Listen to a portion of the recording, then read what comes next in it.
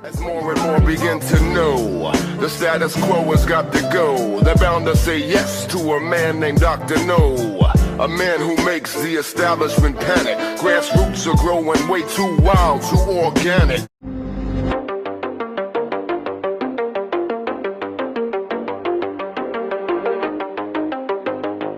All right, the first story at the top of antiwar.com today. President Biden defends sending cluster bombs to Ukraine.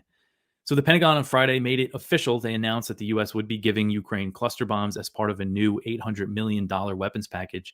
And they're specifically going to receive what are known as the dual-purpose improved conventional munitions. And they come in different forms, but they're going to be getting the 155 millimeter artillery shell version. And they're designed to spread, these small bomblets that are packed into the shell. So President Biden on Friday defended his decision to arm Ukraine with these cluster munitions, even though that they're banned by over 100 nations because they are exceptionally harmful to civilians. Cambodia's prime minister urges Ukraine not to use U.S. cluster bombs. So I thought this was interesting. Cambodian Prime Minister Hun Sen has urged Ukraine not to employ U.S.-provided cluster bombs in its war against Russia, pointing to the U.S. legacy of cluster munition use in his country as a warning. So he wrote on Twitter, quote, It would be the greatest danger for Ukrainians many years or up to 100 years if cluster bombs are used in Russian occupied areas in the territory of Ukraine, end quote. Here, congressional Democrats and U.S. allies break with Biden on cluster bombs. President Biden's decision to arm Ukraine with cluster bombs has sparked rare Democratic criticism of his proxy war with Russia, and some of the U.S.'s top NATO allies have also spoken out against the move. So, this is the first time I'm seeing Democrats in Congress criticizing something Biden is doing related to Ukraine. So this is Representative Betty McCollum. She's a Democrat from Minnesota. She's the top Democrat on the House Appropriations Subcommittee on Defense. She said, quote, the decision by the Biden administration to transfer cluster munitions to Ukraine is unnecessary and a terrible mistake. The legacy of cluster bombs is misery, death, and expensive cleanup generations after their use. These weapons should be eliminated from our stockpiles, not dumped in Ukraine, end quote. All right. So the last story here, this is an article from Middle East Eye, and it's about how the state of New Hampshire has introduced an anti-BDS executive order. So the U.S. state of New Hampshire has introduced a new order that bars the state from investing in companies that boycott Israel, joining more than 30 other states that have put in place some form of anti-boycott, divestment, and sanctions legislation.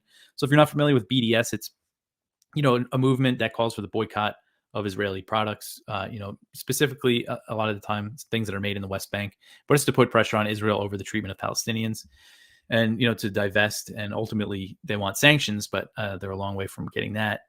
But over 30 U.S. states have anti-BDS laws on the books.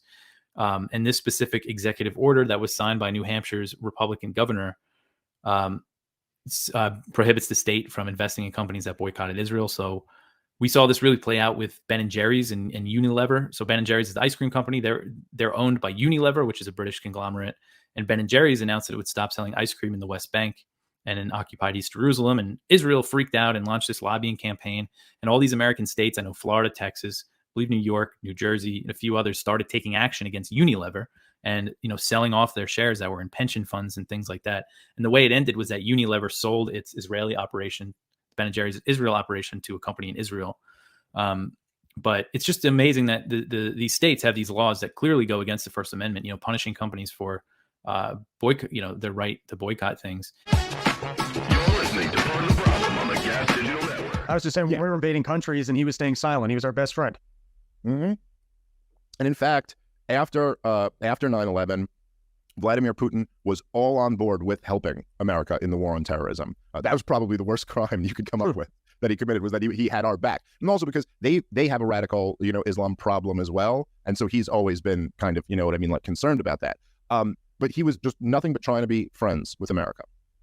And George W. Bush instead started taking a very aggressive posture toward Vladimir Putin for no reason, when he was trying to extend a hand. Now, part of this also, I will say, was out of fear. Everybody was doing that with America. But this is Gaddafi is waving the white flag, and all these countries around the world are like, oh, they have a blank check for war right now, and we better make sure we're not on the wrong side of that. So, in 2008, in February, there's this private cable that gets sent, and it's important to note that this is private.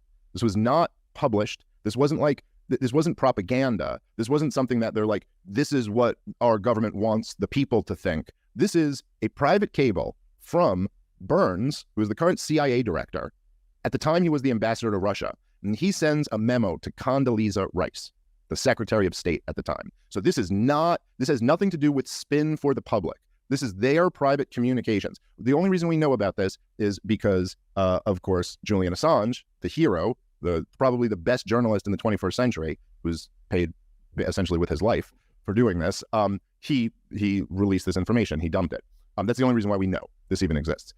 And the cable is titled "Niet means Niet."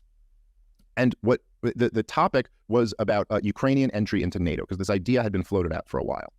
And he was just letting Condoleezza Rice know that this was the brightest of red lines for the Russians.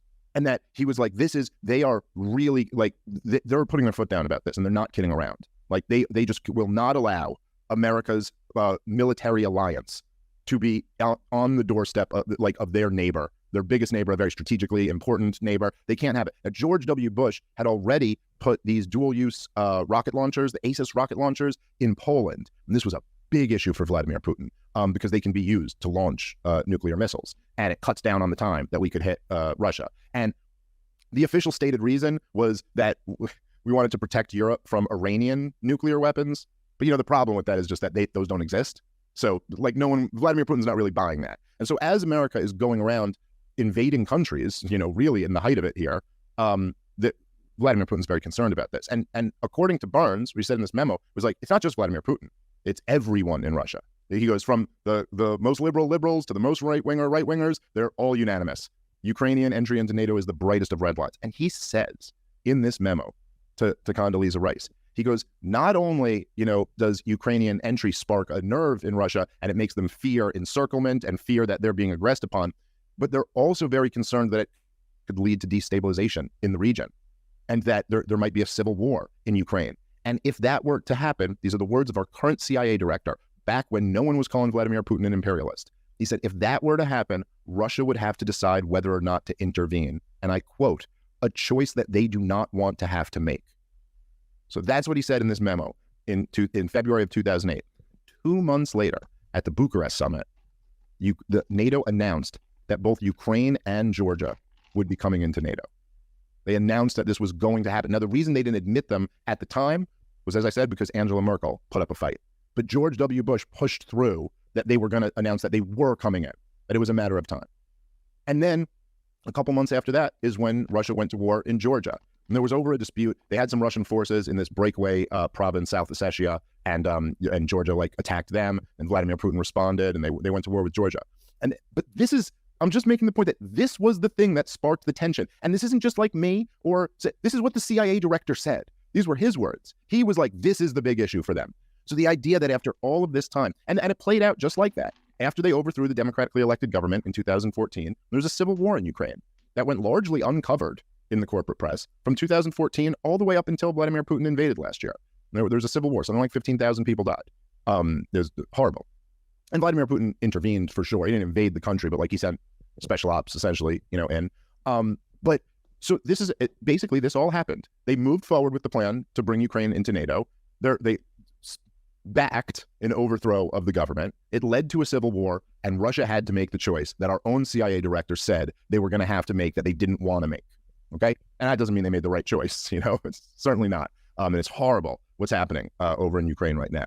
But it's just something, if that aspect of the history of this, that they're even taking a vote on this next week, that they're even voting on should we do it? Should we try to do it again? Yeah, I still stand with Ukraine. I'm not gonna stop. What do you think, I'm gullible or something? There's no way I'm gonna change my mind on that, because the war effort is clearly working. I'll prove it to you. But first, if I could so humbly say so, my standing with Ukraine is very helpful. You've got evil Russian forces trying to take over Ukrainian regions. You've got to push them back somehow, but how are you going to do that? Well, brave people like me, thousands of miles away, stand with Ukraine.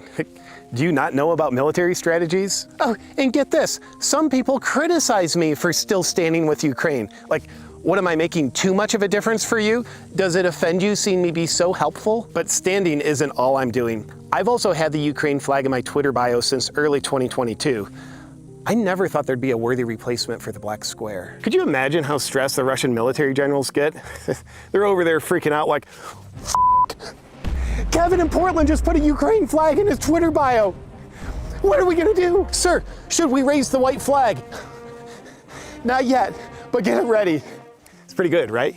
Now, it's important that this war ends. And what I mean by that is, it's important that the public continues to support this war going on forever. But the heartless critics say, oh, but there's no good reason for the war to keep going on. It's just gonna cost countless lives, hundreds of billions of dollars, and set off the nuclear Armageddon that is World War III. All that is true, but what they're losing sight of is the fact that this war is absolutely necessary to save Ukraine's democracy. The people of Ukraine deserve all of our attention, our respect and admiration for the courage that they have in protecting their democracy, and in doing so, protecting democracy writ large. Hearing people who are controlled by the military-industrial complex say that over and over again, that's all the justification I need for supporting this war. Trustworthy politicians on both sides of the aisle keep saying it, so naturally, I'm on board. In fact, I think the war is priority number one because first of all, we must save Ukraine's democracy to save our democracy. And Ukraine being a neighboring country of the US and all, the logic of that speaks for itself.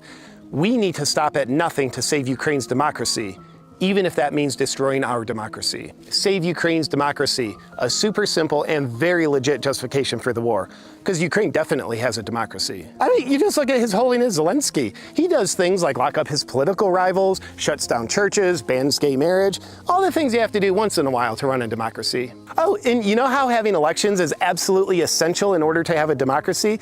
Well, Zelensky came out recently and said if the war is still going on, which it definitely will be, he's going to cancel the elections in Ukraine. I mean, him being willing to make that kind of sacrifice to save Ukraine's democracy, that says a lot about his leadership. What's your sincere opinion of what went on January the 6th? And why do you feel that there is yet an attempt to regard it as a deliberate insurrection? And also within that, I guess there's the possibility for presenting moments of peace within 45 hours of footage does exist. So were you sincere in your presentation, or do you have a particular perspective on how it was? I have, well, let me just say, one of my children was there working in the building and called me during it. And was right nearby when Ashley Babbitt was shot. So I was interested in it from the moment it happened. I was appalled by the vandalism outside, by fighting with police officers. I hate violence, from abortion to the war in Ukraine. I mean, I am consistent on that. I'm not a Catholic, but I share those. I definitely share those views. I'm not for the death penalty. I'm not for killing people. I'm not for hurting people. I'm not for violence. And I've had those views for a long time. So, any violence on January 6th, I oppose. I've said that many times. Was kind of happy to leave it where it was, which is this got completely out of hand.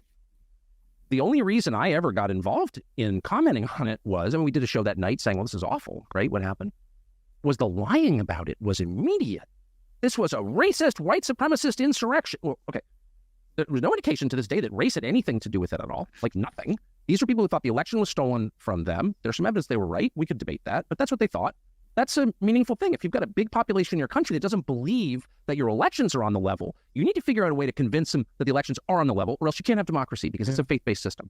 So that was the first thing I noticed. There was no. All right, let's pause it here for a second, and just talk a little bit, because I already found this to be a really interesting response. And there's, it's funny the accusation Tucker gets that he was cherry picking.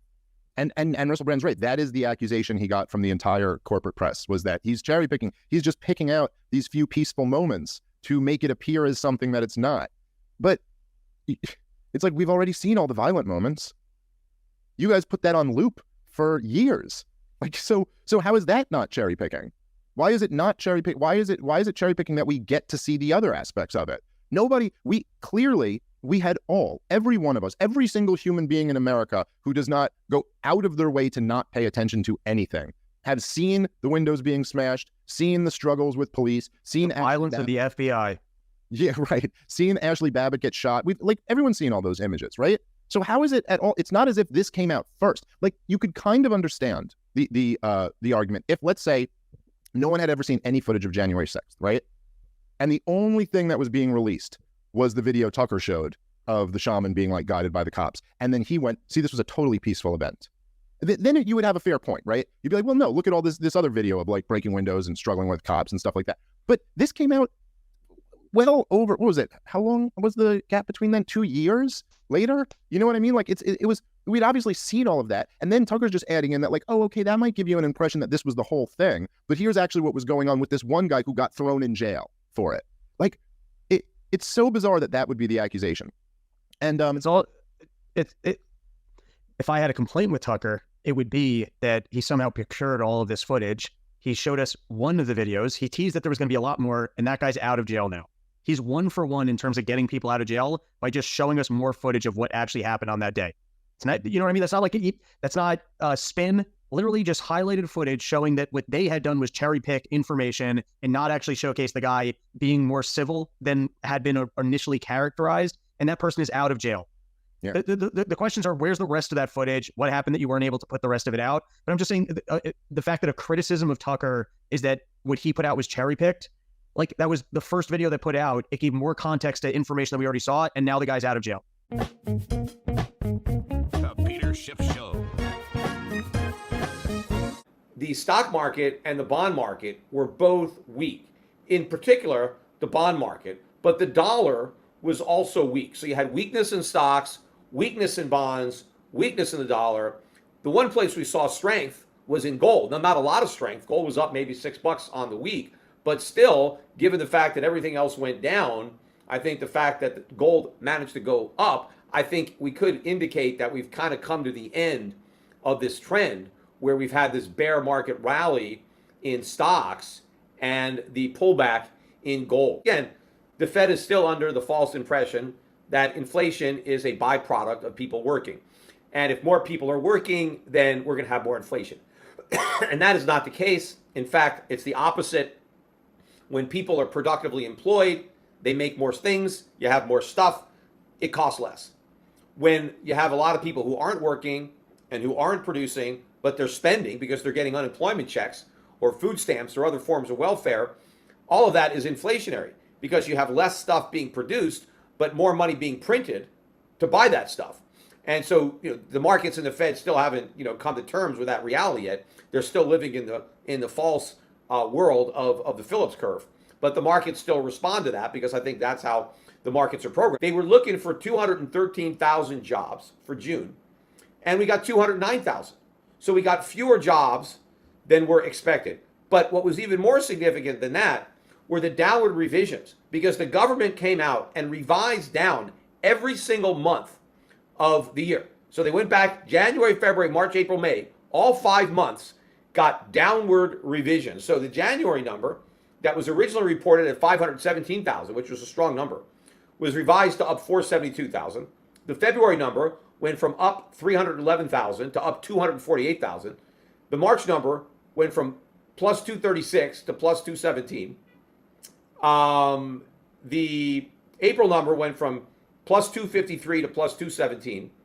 And the May number went from plus 339 to plus 306. So all told, 196,000 jobs disappeared, right? 196,000 jobs that the government claimed were created. They now acknowledge that those jobs were not created. Now, I've been saying all along that I don't believe these job numbers. I think they're overstated. And I think that despite this downward revision, they're probably still overstated, because I think the total revision eliminated about 12% of all the jobs that the government claimed were created in the first 5 months of the year. Now, I have a feeling that maybe we're going to get some more downward revisions to these prior numbers as the government gets more information to reveal that these numbers are likely false. I mean, if we're having so many bankruptcies before the recession, just imagine how many bankruptcies we're going to have during and at the end of the recession, because recessions typically put a lot of companies into bankruptcy. We're having all these companies going bankrupt before the recession even starts. But the point I wanted to make as far as bringing this up is, if the government is still assuming all these new companies are being formed and creating all these jobs, well, all these bankruptcies would indicate that it's more companies that are dying, right? The birth-death model needs to be adjusted to have more deaths, because that's what's happening. Companies are dying, and these dying companies are obviously laying off workers. If we have all these bankruptcies, does it make sense that we have strong jobs gains? Because companies going bankrupt don't hire a lot of people. Normally, when a company is going bankrupt, they're laying off people. So clearly the government is missing a lot of layoffs and overstating job creation that isn't taking place. We're running a trade deficit. Our economy is so strong, we're spending so much more than everybody else. Of course, that is pure nonsense. We don't have a trade deficit because we have a strong economy. We have a trade deficit because we have a weak economy. Once upon a time, America had the strongest economy in the world, and we had the biggest trade surpluses in the world at the same time. You see, when your economy is strong, you produce a lot of stuff. You produce more stuff than you need, and you export the surplus. So strong economies are productive economies. They produce excess stuff, more than they need. See, we're trying to redefine strength as spending. Spending money is not a sign of strength. In fact, it could be a sign of weakness if you're borrowing that money, which is exactly what we're doing. You know, other countries are saving while we're going into debt. Those are the strong economies, not America. It's the countries that are operating with trade surpluses, that produce more than they consume. Those are the strong economies. It's a weak economy that consumes more than it produces. It's an economy that is made up of people who are living beyond their means. Is that what you do when you're strong? Do you live beyond your means? No. When you're strong, you have so much means that you can live beneath them, that you can accumulate savings. That's how you accumulate wealth. So even when they report on the trade deficit, they misreport. They don't understand it. And again, I think it's because so many people are of the mindset that America has a strong economy, that they take this weak economic data and they somehow try to sugarcoat it, or their mind just can't comprehend that it's evidence of weakness. So people take this weak economic data and they spin it as if it was strong. And a lot of people just, oh yeah, sure, we have a strong economy, so we go out and spend. Right? These other countries, they don't have all that economic strength, so they can't spend so much. And maybe superficially, if you don't really have much of an understanding of economics, you know, you could buy this. And unfortunately, most of the people who are economists in this country who teach economics or who are professionals that work for the government or the Federal Reserve, they don't understand anything about economics either. So they might think that these trade deficits are a reflection of how strong our economy is, but the reality is it's the reverse. But what's more significant right now about the trade deficits is that it has to be financed. And we have $2 trillion budget deficits. Nobody talks about the twin deficits anymore. They were a huge problem in the 1980s. Everybody talked about the twin deficits back then because we were running trade surplus, trade deficits, and budget deficits. And they were a problem. They were a big problem for the bond market. They were a big problem for the dollar. And they became a big problem for the stock market. In fact, the trade deficits and the impact it had on the dollar and the bond market is probably the real reason that we had the stock market crash in 1987. But today, nobody cares about either of these deficits, even though they're both much bigger now than they were back then. Well, nobody cares until they care.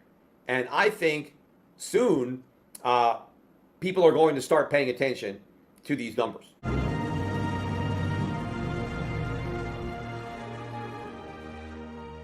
You said earlier is so terrifying to me. Does the American public realize that the reckless foreign policy of the Biden administration has depleted the Defense Department? And you tell me if I'm overstating this, Larry. I know you'll be candid. Is depleting the Defense Department, there's Chris weighing in, of an essential component, an essential weapon, an essential projectile needed to defend the United States. No, not a clue. In fact, the best evidence of that was an interview, a podcast that Ray McGovern did with a former NPR correspondent named Robert Scheer. Now, Scheer's in his 80s, but when Ray was just telling him the truth about what was going on the ground in Ukraine, Scheer was flabbergasted. No, that's not true. Russia's losing. The majority of American people actually believe that Russia's losing, Ukraine's winning. And one of these days, there's going to be a wake-up call where reality is going to intrude and they're going to realize they've been sold a pack of lies for the last 18 months. Were you surprised at the announcement over the weekend by President Erdogan of Turkey that he, in an unbelievable backstabbing to President Putin, is now in favor of Ukraine becoming a member of NATO? Yeah, I was surprised by that, and I think it's a sign of Erdogan. Both he keeps trying to play both sides of the fence, and it's going to catch up to him at some point. Russia, I think it's probably grounded in anger in a couple of areas. One, he's angry at the Russians because the Russians are crushing the Syrian rebels that Turkey has been backing. So these Islamic extremists that Turkey has been funding to try to overthrow the government of Bashar al-Assad, Russia's crushing them. And then on top of that, Russia signaled that it's going to abandon the grain deal, because the grain deal was being used by Ukraine to smuggle in armaments and other things. So, Russia's going to put that to rest. So I think a little bit of this was peak on the part of Erdogan. But, Erdogan, I think, has made a mistake. Yeah, it's going to make him look better at the NATO summit, because he had been under pressure to let in Sweden. So, now he'll probably be able to keep up his, I'm not letting Sweden in because they desecrated the Quran. But he will be able to say, hey, I look at everything I'm doing to support Ukraine. I'm going to build a drone factory with drones that don't work.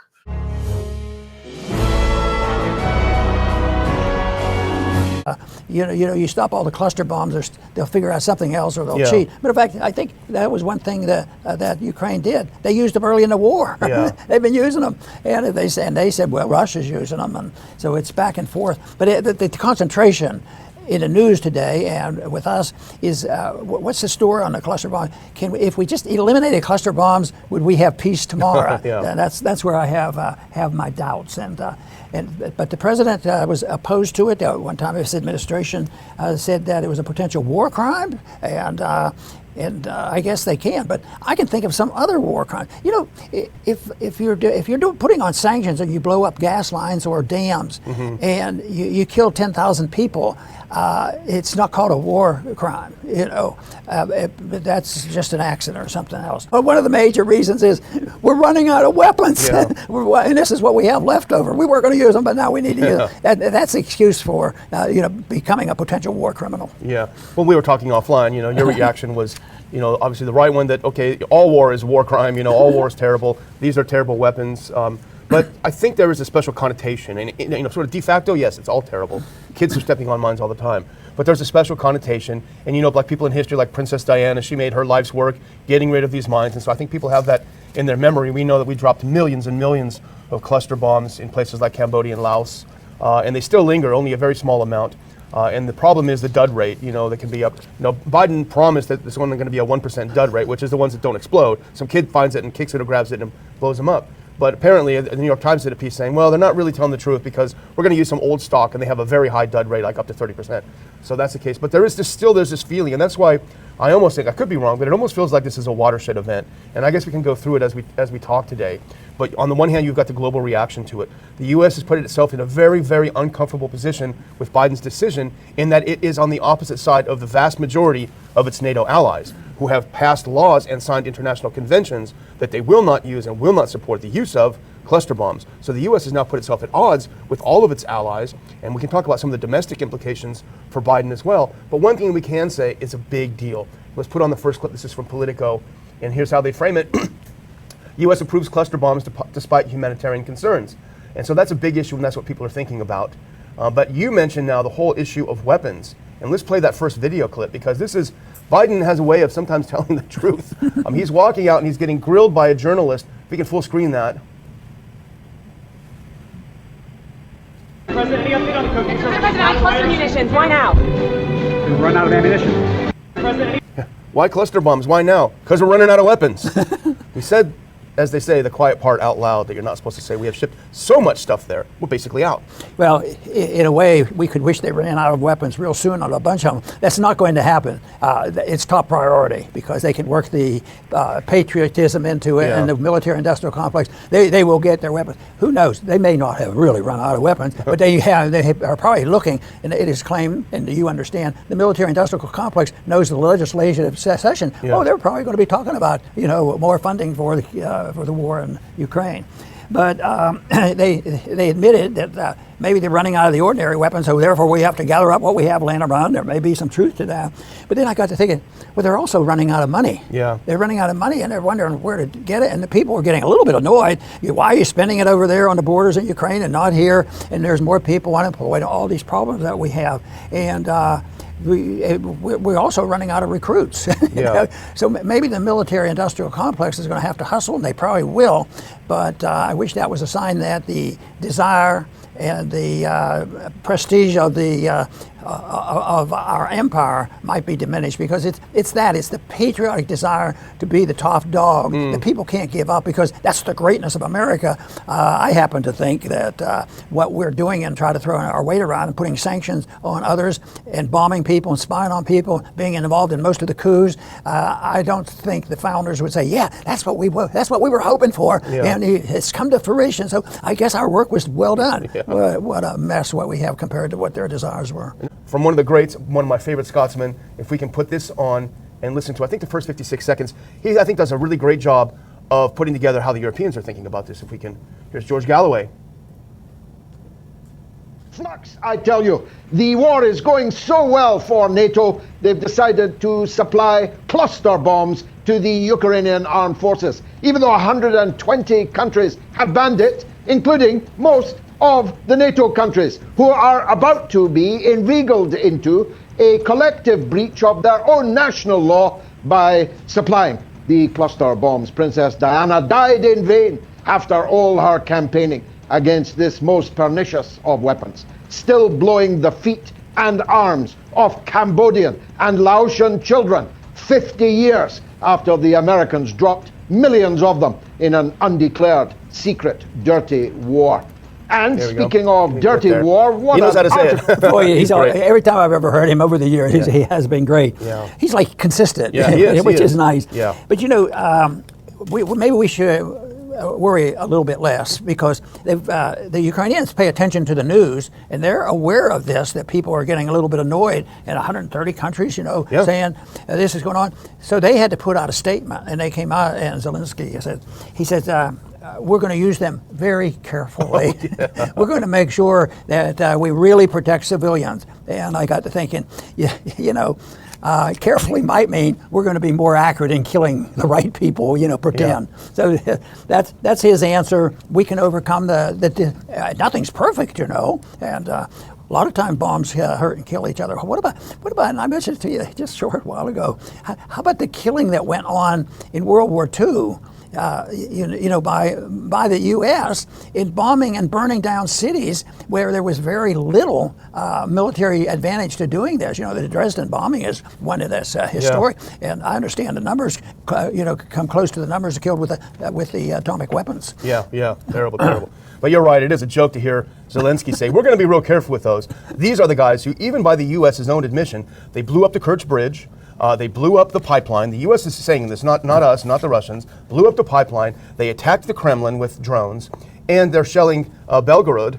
So they are, and they blew up the dam. They blew up the dam as well. So this is what they've done, and they say, well, this time we're going to be careful. I think, again, I think it may have been crossing a kind of a Rubicon, though. They lose their way, and I think the problem is as much, if not more, a moral problem with the people knowing what they should do or shouldn't do and acting responsibly and assuming responsibility for oneself.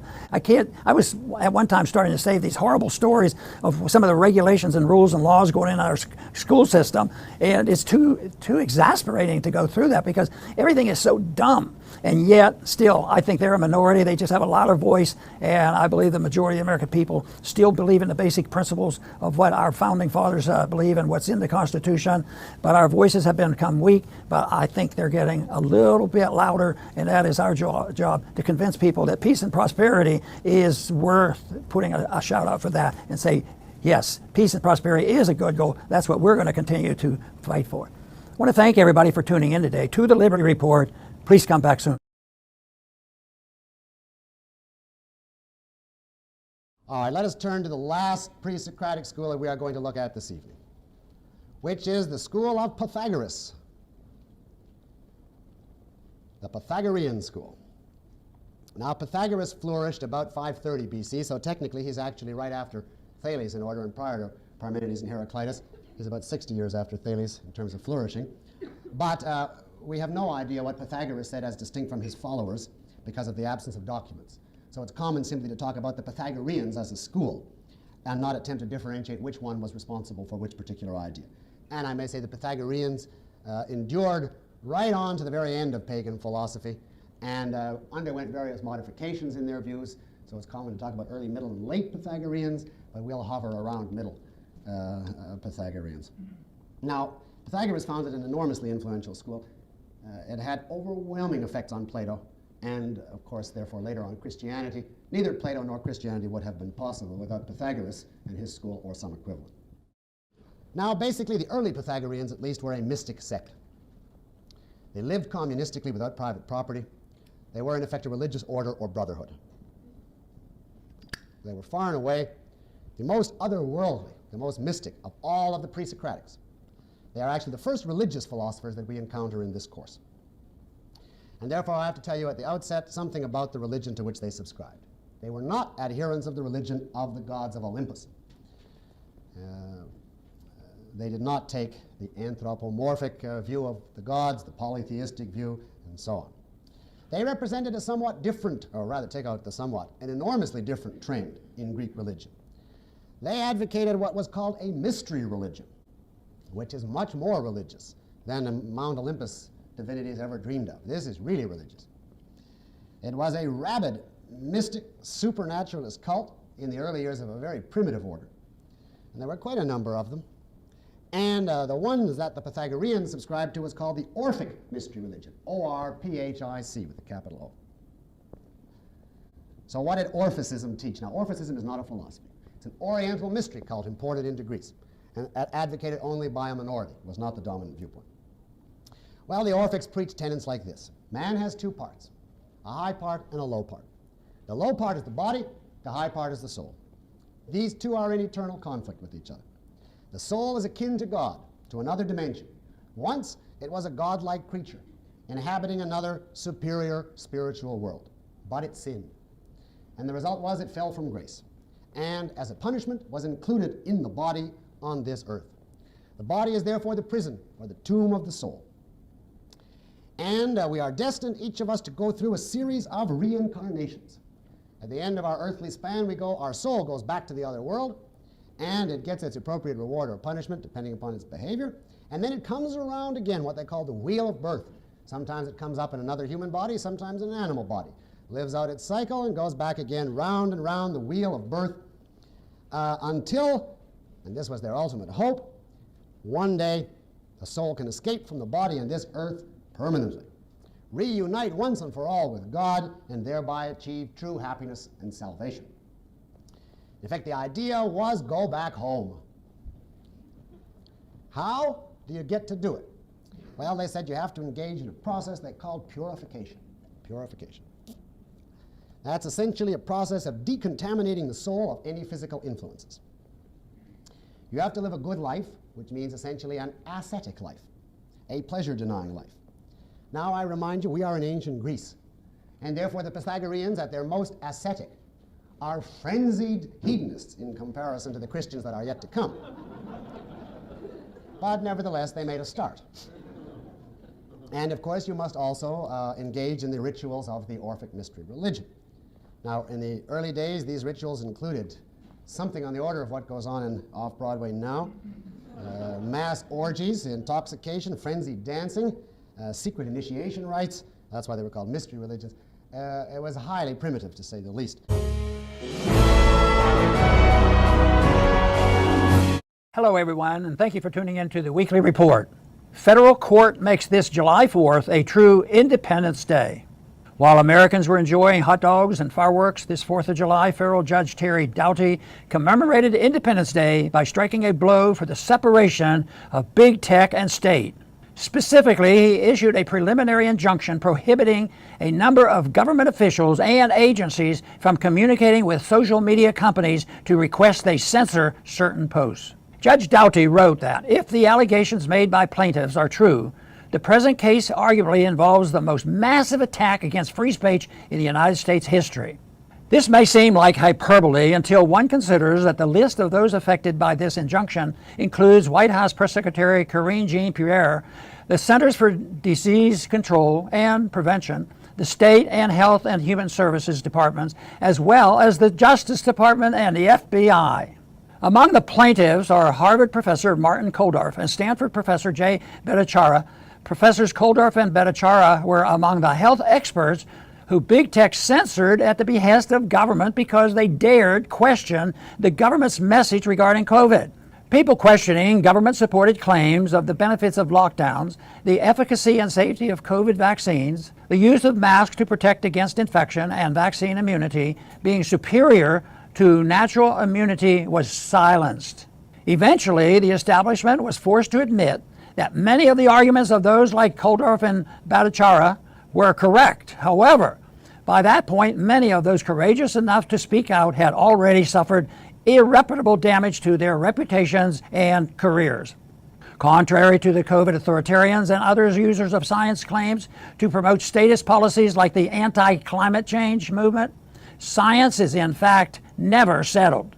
While much of the lawsuit concerns COVID censorship, some of the components revolve around the efforts to suppress the Hunter Biden laptop story. The effort to suppress and discredit the story may have influenced the election. Some Biden voters would have voted differently had they had full access to the information. The suppression of the truth about COVID and the suppression of the Hunter Biden laptop story were both justified as serving a higher good. With regard to COVID, the online censorship was justified as necessary to protect public health. In the case of the laptop story, it was justified as necessary to prevent Donald Trump from winning a second term. The now more widely known revelations regarding Hunter Biden's business dealings and the possibility that his father not only profited from them but used his position to government to be an active participant may help Donald Trump regain the Oval Office in 2024. Regarding the emails between government officials and employees of big tech companies shows that government officials clearly believe they had every right to tell these private companies how to run their businesses.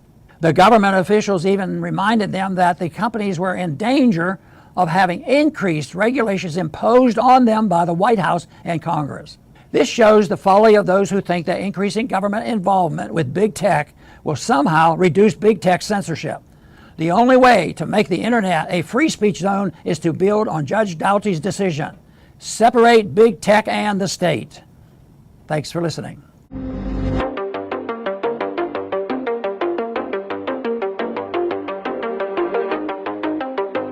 Representative Matt Gaetz, he's a Republican from Florida. He said on Monday that he will be the Republican co-sponsor of an amendment to the 2024 National Defense Authorization Act that aims to block the provision of cluster bombs to Ukraine. So I went over this amendment yesterday. It was introduced by Representative Sarah Jacobs.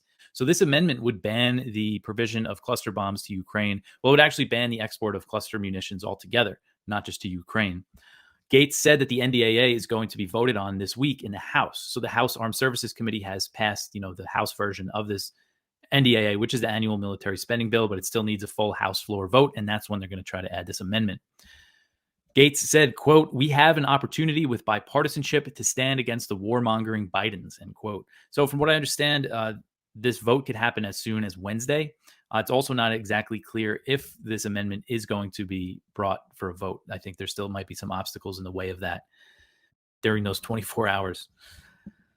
All right, the next one here, NATO to drop membership action plan for Ukraine. So NATO is set to drop the requirement for Ukraine to go through a membership action plan to join the alliance. And this is according to a report from AFP on Monday. So the membership action plan, the MAP, is designed to ensure that aspiring NATO members make reforms to meet certain political, economic, and military standards to join the alliance. Waiving the MAP would speed up Ukrainian membership if NATO ever formally invites Ukraine to join. So between 1999 and 2020, every new NATO member joined the alliance through a MAP, which is tailored to each country. However, Finland and Sweden were invited to join the alliance last year without having to go through this process. Ukrainian Foreign Minister Dmytro Kuleba welcomed NATO's expected decision to drop the MAP requirement, but is asking for more as Kiev seeks a formal invitation to join the alliance.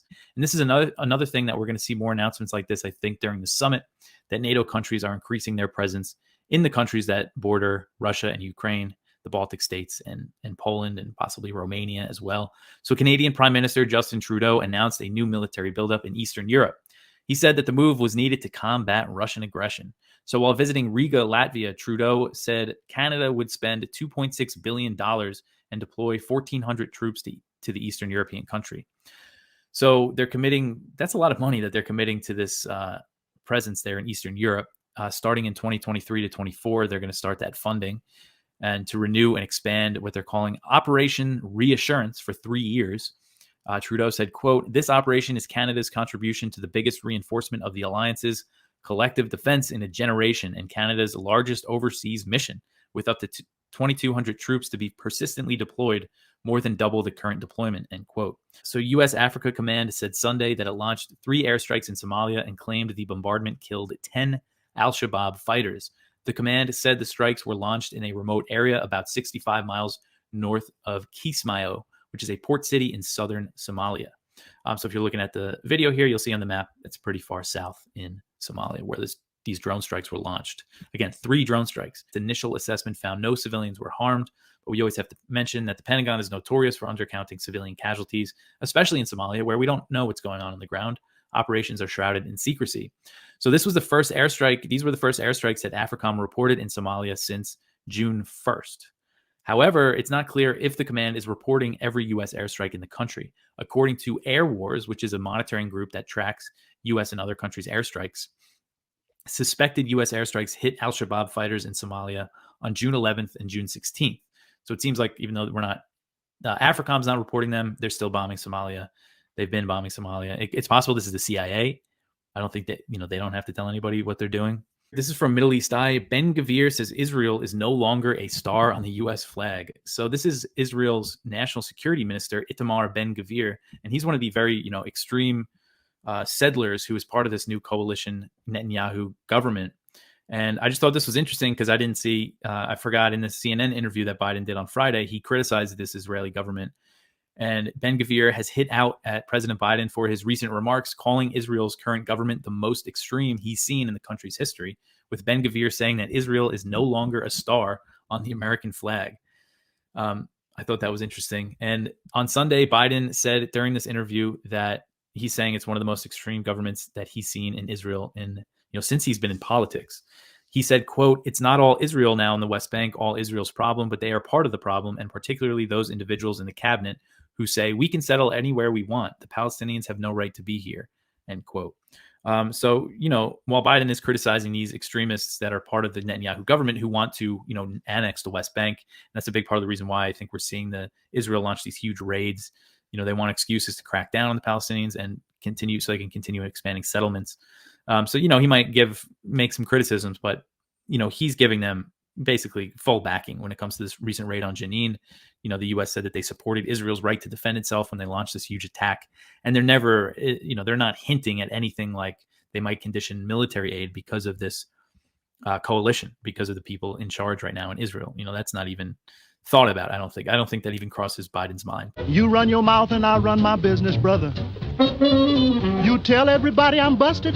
You talk so much you got me disgusted. But you run your mouth and I run my business, brother. We've got, according to the New York Post, they're reporting that Biden is quick to anger inside White House and often yells at aides. And I'm calling fake news because we all know that he does not have enough energy to be yelling at people.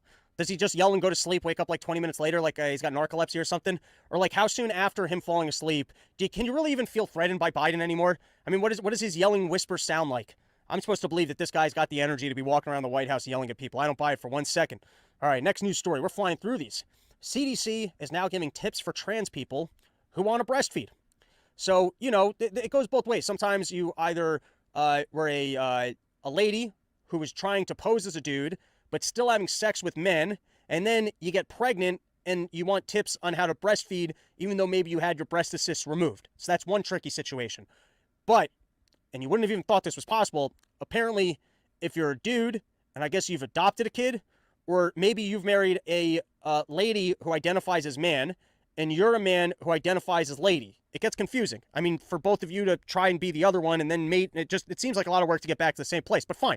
I guess what's a better match made in heaven than a dude who identifies as female getting together with a female that identifies as male? You would think that those couples would have to be out there. Who would be a better fit for each other than two swap genders coming together and then adopting a kid to live a normal lifestyle? And as a part of this normal lifestyle, if your mom who actually has tits doesn't want to breastfeed you, I hope everyone's following me here because I'm trying to do my best to, be an ally and fully understand what these people go through. So you're a female who God put you in the wrong body. So you start off as a man and then you become female, right? And then you've married a lady who was actually a man. I'm lost in this. All right, let's start again. I'm sorry, everybody. I get confused myself. Let's just start again. So we've got the most glorious trans couple of all time. Two people that found themselves that both started off as the wrong gender. You've got a lady who's transitioned to man and a man that's transitioned to lady. And now if you're a man that's transitioned to lady, maybe you've had glorious top surgery, maybe not. But either way, apparently there's a method called the Newman-Goldfarb protocol. And it was initially for women who adopted kids, but still wanted to pretend like the child that wasn't their child was their child and raised them. And instead of using formula, wanted to take a bunch of chemicals into their system to induce lactation. Apparently it's possible. Apparently anyone can milk. If you're a human being and you just want to milk, like maybe you're going to be going out to the desert for a while and you just want to get ahead of the situation and put hormones into your body so that you don't have to drink your own pee because you'd rather lactate out your nipples and just drink milk. Everyone can produce milk at this point. That's the beauty of science. Titty milk is no longer just for birthing mothers. Anyone can go through the Newman-Goldfarb protocol. That sounds like two evil Jews that really combined forces to come up with the protocol for how you could get milk out of anything. You know, that used to be biblical shit. Water doesn't come out of stones unless God creates miracles, and Moses is hitting with the rock. But then, thousands of years later, Newman-Goldfarb got together. They figured out the protocol with the right cocktail of chemicals that you can nurse a baby, not just if you're a lady who didn't have a baby, but even if you're a dude, you can now go through the Newman-Goldfarb, lactate, and provide tit milk out of your breast assist into your baby. So, just so everyone's clear on this, the CDC has given better guidance to dudes who want to be able to breastfeed their kids on how they can go through the Newman-Goldfarb protocol. And apparently the only side effect known thus far is that your baby will lactate too. Because if that's not true. But I would just imagine if your entire diet is that you're taking chemicals that are going to force you to lactate and then you're feeding that to your kid, then your kid's probably going to be making tit milk. And that's probably how we can solve world hunger. Lawsuit filed by Republicans, Attorney General in Missouri and Louisiana.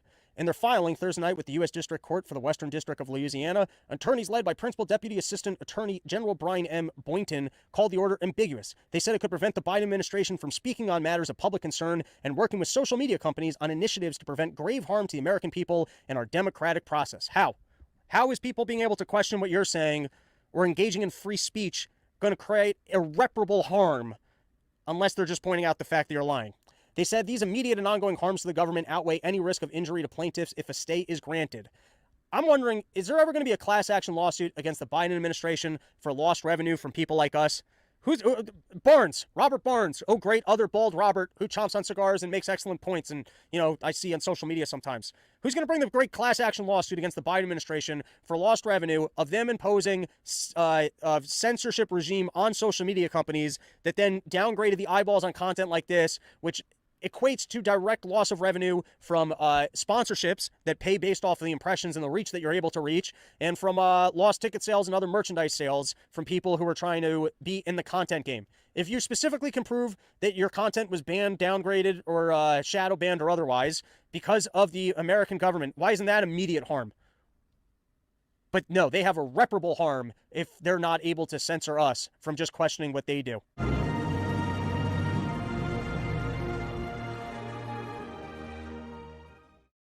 Are the leaders of Poland itching to put boots on the ground across the border in Ukraine? And are we in danger of the White House sending American soldiers to join them?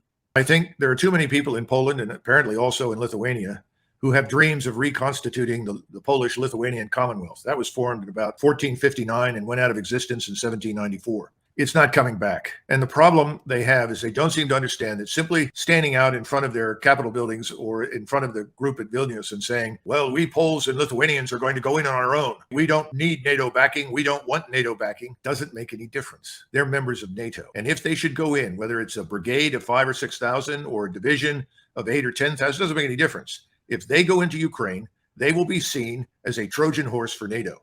And the Russians will regard them as such, and they will be attacked. And they will be destroyed. And then we're in a position back in Washington and London of asking, well, what do we do now? We let them go. They went in. They've been shattered. Now the Poles want to commit more forces. Lithuanians want to commit more forces. What should we do? Well, first of all, we should never let them do it. We should tell them if that's what you want to do, then you should leave the North Atlantic Treaty Organization. Get out. If you want to pursue your own territorial interests, your own narrow national strategic interests, that's fine. We have no objections. But you can't do that in a way that jeopardizes the security of the entire alliance. We are not prepared to fight. War is a matter of flesh and blood, no question about it. It's also a matter of organization, training, leadership, discipline, and the right technology and the right combinations with people to be effective. That takes years to develop. We have been pretending that we could build a large and powerful Ukrainian army on the fly. It can't be done. It has no depth. And as the result, Ukraine is now in very terrible straits. The Polish-Lithuanian incursion, if it happens, will only add to the disaster. It will change nothing.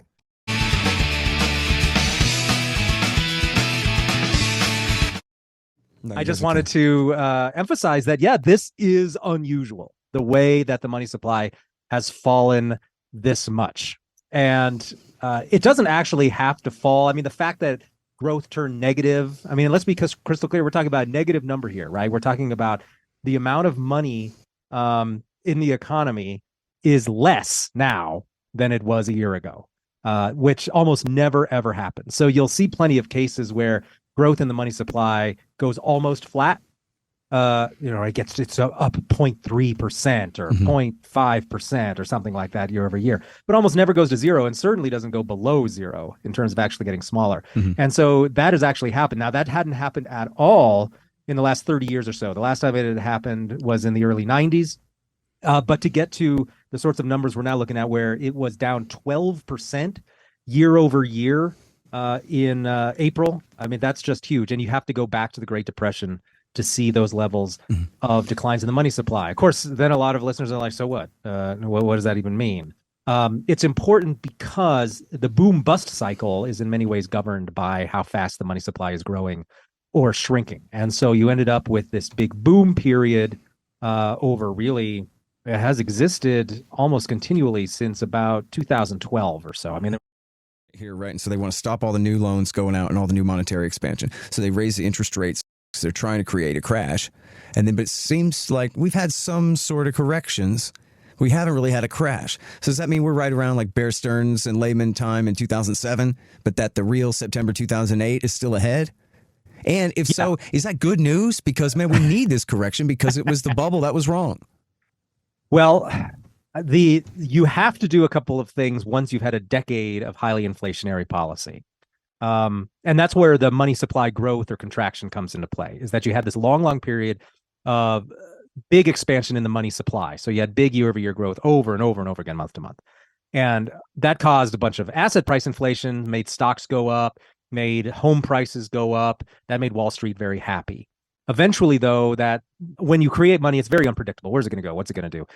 But by 2022, it started to filter into food prices and just everyday stuff that just the cost of living for normal people who weren't even looking at buying a house or buying any stocks. We're now looking at big price increases, 40-year highs. I wanted to point out this quote, I guess, from a shareholder meeting or something with from JP Morgan. And she's saying, we need a recession because we need workers to be worried about their jobs so that they'll stop demanding raises. This is what everybody knows causes inflation, is when people who work for a living, salary, I guess lower end salary workers and hourly wage earners, when they finally have had enough and demand a cost of living increase or they'll quit. That's when inflation really becomes a problem for big business. And that's when they demand that government do something about it and clamp down on the rest of us. And I just wanted to point out how horrible and cynical that is. But the reality, of course, is that if they were actually interested in free markets or returning to some semblance of sanity in the economy, they would want the Fed to stop inflating, not just cause a recession. And causing a recession for the purpose of bringing down wages is silly. The purpose, the reason the Fed should be allowing interest rates to rise. And again, the Fed isn't setting interest rates higher. The Fed's just easing off of its ramming down interest rates with its policy. In a somewhat unhampered economy, in a functioning economy, interest rates would be much higher than they are. But the Fed constantly intervenes to ram interest rates down to keep asset prices high to make Wall Street happy. Now, so Wall Street's saying, oh, well, here's what Wall Street really wants. They want you to somehow keep workers from getting uppity by reducing wages, but then they want the Fed to immediately go back to ramming down interest rates again so they can inflate the next bubble and keep asset prices high for Wall Street. So they want really two conflicting things at once, and they probably just figure the Fed can do both. Just get wages down, and then you can start inflating asset prices, because they want high asset prices, they just don't want high wages. Right. So they're fine with inflation. They're fine with monetary inflation. And it's not high wages that causes inflation. It's monetary inflation. It's creating money. And that's what the central bank does. But of course, Jamie Dimon and JP Morgan people, they're best buds with the Federal Reserve. Every time the Federal Reserve shuts down another bank, they hand over all its assets to JP Morgan. JP Morgan's happy. And I assume the Fed won't be done until there's like 2 banks left in America, Right. JP Morgan and Bank of America. I don't know. Yes, But it's, of course, a very nice inbred corrupt system that they have together. But yeah, because of what the Fed has done over the last 15 years, which is inflate the money supply so much, the only way out, unfortunately, the best case scenario is to have a real recession where you pop all of these financial bubbles and start with a more sound economy. And that's going to create temporary unemployment in the meantime, because everybody's working for these zombie corporations that rely on super low interest rates and Fed meddling to keep them afloat. They won't be able to stay in business and pay people salary, so they're just going to have to go away. But they weren't producing any value anyway. The only reason they even existed was because of Fed meddling in the economy. And which is why they're going to keep meddling in politics so they can stay in business at the expense of the market and reality and the rest of us. And I do appreciate how their first resort is just to cruelty. And, of course, the lower the wage that is being earned, the longer it takes for them to get the cost of living increase too, So they're not the cause of the price inflation, they're the last ones to finally get the adjustment for it. And then they got to take the blame for it all and take the hit. So I always appreciated the that's cynicism a good point too. there, We need to make sure it's clear that when the Fed inflates the economy, the benefits of that new money go to bankers, to people who sell government securities on Wall Street, the people who already have assets. And the last people to benefit from new money creation are just ordinary workers further down the totem pole. But by then, prices have already adjusted up to take into account the reality of the new larger amount of money. So they don't even have a period where they could buy cheaper things with their larger amount of money that they received. They're already facing higher prices. So yeah, they never had a beneficial period from the inflation like bond dealers did.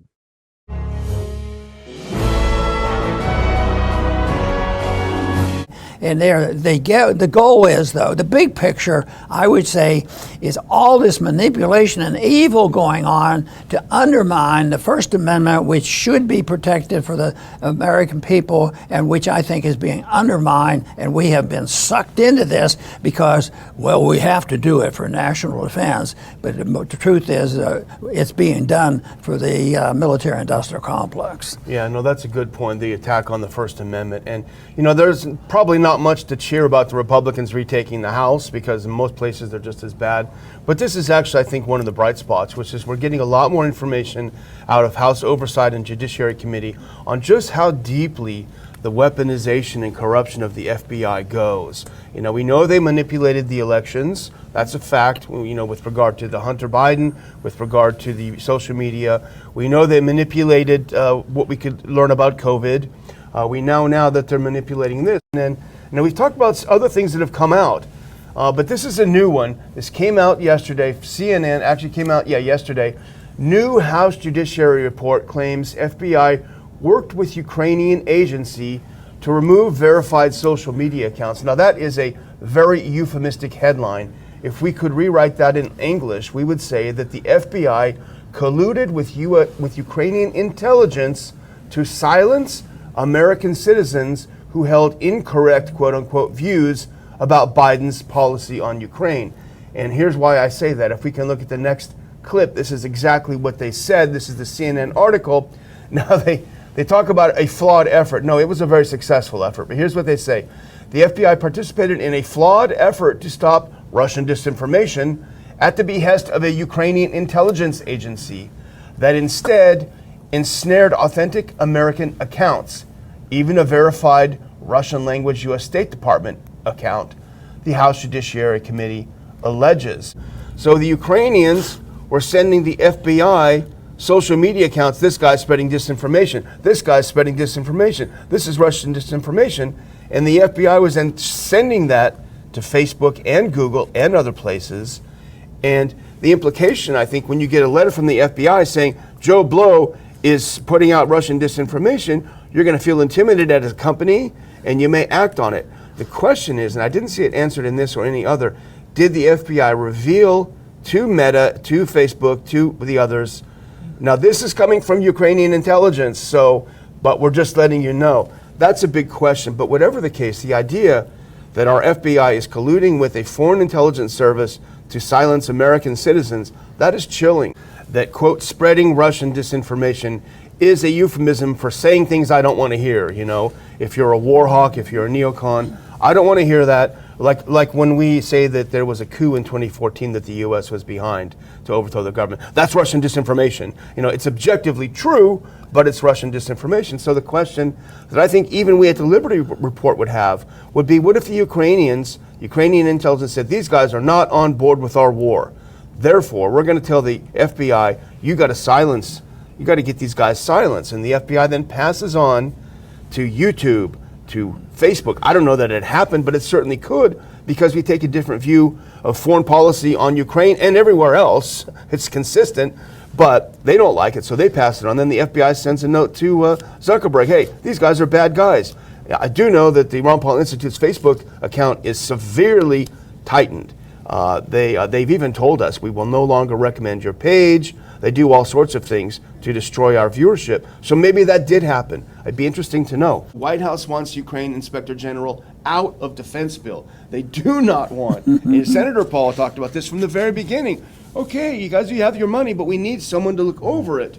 And if you put this next one on, this is the last part. So the Ukraine Inspector General is one of the several provisions in fiscal 2024 National Defense Authorization Act that the White House, in an Office of Management and Budget statement on the bill, told Congress it wants removed. No independent Inspector General.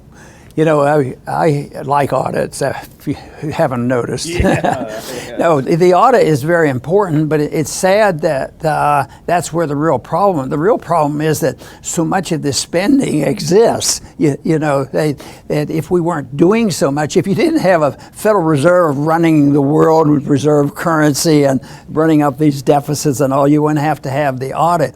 I got criticized once by a person that generally agreed with me. He says, you talk too much about the audit. You have to talk about getting rid of the Fed. Well, I talk about that too, but they say if in my argument, in the same way with the military, if you get a chance to audit, you find out who's cheating, stealing, and what they're doing, and maybe the policy will reflect, you know, how foolish some of this stuff is. And I mean, we don't audit the Fed, but we don't audit the Pentagon. Yeah. We don't even when this extra stuff comes in, the president has the last word. Says John Sopko, the independent Inspector General for Afghanistan reconstruction, warned in February, and now we talked about this when he warned, that strong safeguards were needed to prevent corruption from undermining Washington's aid packages for Ukraine. Failure to learn from U.S. mistakes in Afghanistan, where much aid was diverted or stolen, could lead to a repeat in Ukraine, he said. And here's a quote: "You're going to get corrupt elements, not only at Ukraine or host government, but also U.S. government contractors or other third-party contractors to steal the money." So the question is, if that's the case, and this guy's an expert, why wouldn't you just want someone to have an eye on it for the American people? Oh, well, there's ulterior motives, you know. And I think we get a hint of what the ulterior motives are. They don't want to know the facts of where it's going, because in the end of it, the Pentagon said in June a $6.2 billion accounting error, and they don't know where the money went. Yeah. So, and Biden's the one now that says, but maybe, what did he do with all that money? I thought they only dealt in millions. This money is missing, and it's an error. It's a minor thing. So that was another reason why they thought they could raise the national debt limit. Oh, we found this extra money. They probably just ran the presses overnight, you know, and they do it. But that's what they're doing. They don't want it. It is the issue of truth. They don't want to hear the truth. They're not interested in audits and understanding and the consequences of policy. And I always like to go back the one step. Yeah, we have to do all this stuff. We have to watch for all the criminality, the stealing, and all this dumb stuff. But the whole thing is, it's better to know what the basic principle is. And the basic principle in foreign policy would be non-interventionism. Exactly. The basic principle of monetary policy would be honest money. Not complicated at all. You think they're overstepping their bounds, telling him you can't give him these kinds of weapons? Or do you think the fact that there has been no declaration or authorization would trump that? Well, I think yesterday I alluded to the fact that they use words to distort things. And what was the first thing that UN did? They got us into a war in Korea. So, and I make fun of it because it is, well, call it something else. Call it a police action. No, they're not official wars. They're unofficial. And even, I think it was Grover Cleveland said that the Congress said that you have to go to war against Spain. Or I don't remember the year exactly, but it was the end of the last century. And they said to go to war. Roosevelt, Grover Cleveland said, well, you and the Congress saying, we get to declare the war. He says, yes, but I declare when the troops go. So I thought it was really neat to point it out. Here is a description from one commentator. Orphicism worshipped the god Dionysus, and he describes it as follows. Now, in an act of heroic self-abnegation, I will steadfastly abstain from commenting or drawing parallels to any subsequent Western religion. Quote, the god Dionysus was elaborated in the Orphic mysteries. Originally a Thracian deity of vegetation, and particularly of the vine and wine, and of the sense of liberation from human bondage that intoxication bestows, he was worshipped in the beginning by orgiastic rites of frenzied dancing and drunkenness. Probably in the beginning, his priest, in whom he was supposed to be incarnate, was sacrificed and eaten by his worshippers, who thus partook of the manna or strength of their god. But before the cult entered Greece, the sacrifice of the priest had given way to that of a sacred animal, the wild bull, which now became the vehicle for communicating the divine substance of the god to his devotees. Brought down into Greece from the north, his cult became more civilized and developed a complicated theology. First begotten by Zeus from a divine mother, Persephone, Dionysus, was slain in the form of a wild bull by the evil Titans and was torn to pieces and devoured by them. But his heart was saved. This Zeus ate and begot him a second time from a human mother, Semele. She, demanding to see her divine lover face to face, was consumed by a thunderbolt. Her unborn child was preserved and placed in the thigh of Zeus, from which in the fullness of time it was brought forth and made Lord of the world. The Titans also Zeus slew with a thunderbolt and formed man from their ashes. Hence man is a dual creature, a mixture of the evil substance of the Titans and of the divine substance of the god they devoured. His soul or mind is a fragment of Dionysus, his body a heritage from the Titans. Salvation consists in freeing the divine within us from the bondage of the body. This can only be accomplished by a long series of reincarnations, at the end of which, if she has sufficiently purified herself, the soul may escape from the wheel of birth and rebirth and be reunited with her divine source. This purification, however, could only be effected by joining the Orphic cult, assisting at its mysteries, and following its rule of life, unquote. Now this, historically, philosophically, is the primary source of the soul-body opposition in Western civilization.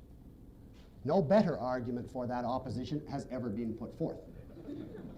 Now, I read recently that something like 50% of women on the continent of Europe suffer from some type of sexual frigidity, partly caused by the feeling that sex is vulgar and materialistic. You know how many businessmen feel guilty because they're after money and they're money grubbers, and how many people attack capitalism because it's simply physical? Well, if you ask the ultimate root of that view, it goes back to these tales on Dionysus, back to the Orphic. And prior to that, of course, it has a long, long history. Now, the Pythagoreans subscribed to Orphicism. They believed in two different worlds, the world of God and this world, the soul-body conflict. They yearned for immortality and escape from the body. They believed in reincarnation. Pythagoras has alleged, whether this is true nobody knows, to have seen a dog being beaten one day and asked the man to stop because he recognized from the cries a friend of his from a preceding life. Now, the Orphic religion is obviously enormously primitive. It is a whole series of typical taboos. Here are a few typical ones. If you're a good Orphic, you have to obey these rules. These are, so to speak, some of the divine commandments if you're an Orphic. I'm just reading you a few. To abstain from beans. Not to pick up what has fallen. Not to stir the fire with iron. Not to walk on highways. Not to let swallows share one's roof. When the pot is taken off the fire, not to leave the mark of it in the ashes, but to stir them together. When you rise from the bedclothes, roll them together and smooth out the impress of the body, etc. Now this commentator says, quote, "It would be easy to multiply the proofs of the close connection between Pythagoreanism and primitive modes of thought, but what has been said is sufficient for our purpose," unquote, and that is certainly sufficient. Now, this sort of thing, I may say, was looked at askance by most of the Greeks. It was certainly not in the mainstream of Greek religious views. It was, in effect, regarded as a lunatic fringe. The question is, how did any of this stuff get into the history of philosophy? Because this is the caliber of stuff that there was thousands and thousands of years of prior to Thales. And the answer is that Pythagoras had a scientific side to him also, he and his school. They were concerned with the same question as all the other pre-Socratics. Namely, what is the nature of the universe? What is the world stuff? And in this connection, they made some valid and enormously important points. The result was that their scientific discoveries and their mystic orphicism were propagated along together as a kind of package deal. And in fact, the combination became very influential.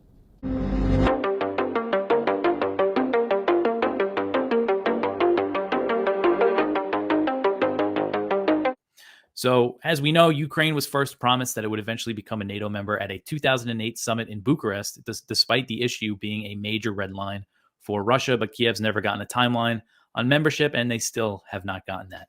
NATO Secretary General Jens Stoltenberg insisted that the commitments made to Ukraine on Tuesday were a strong package.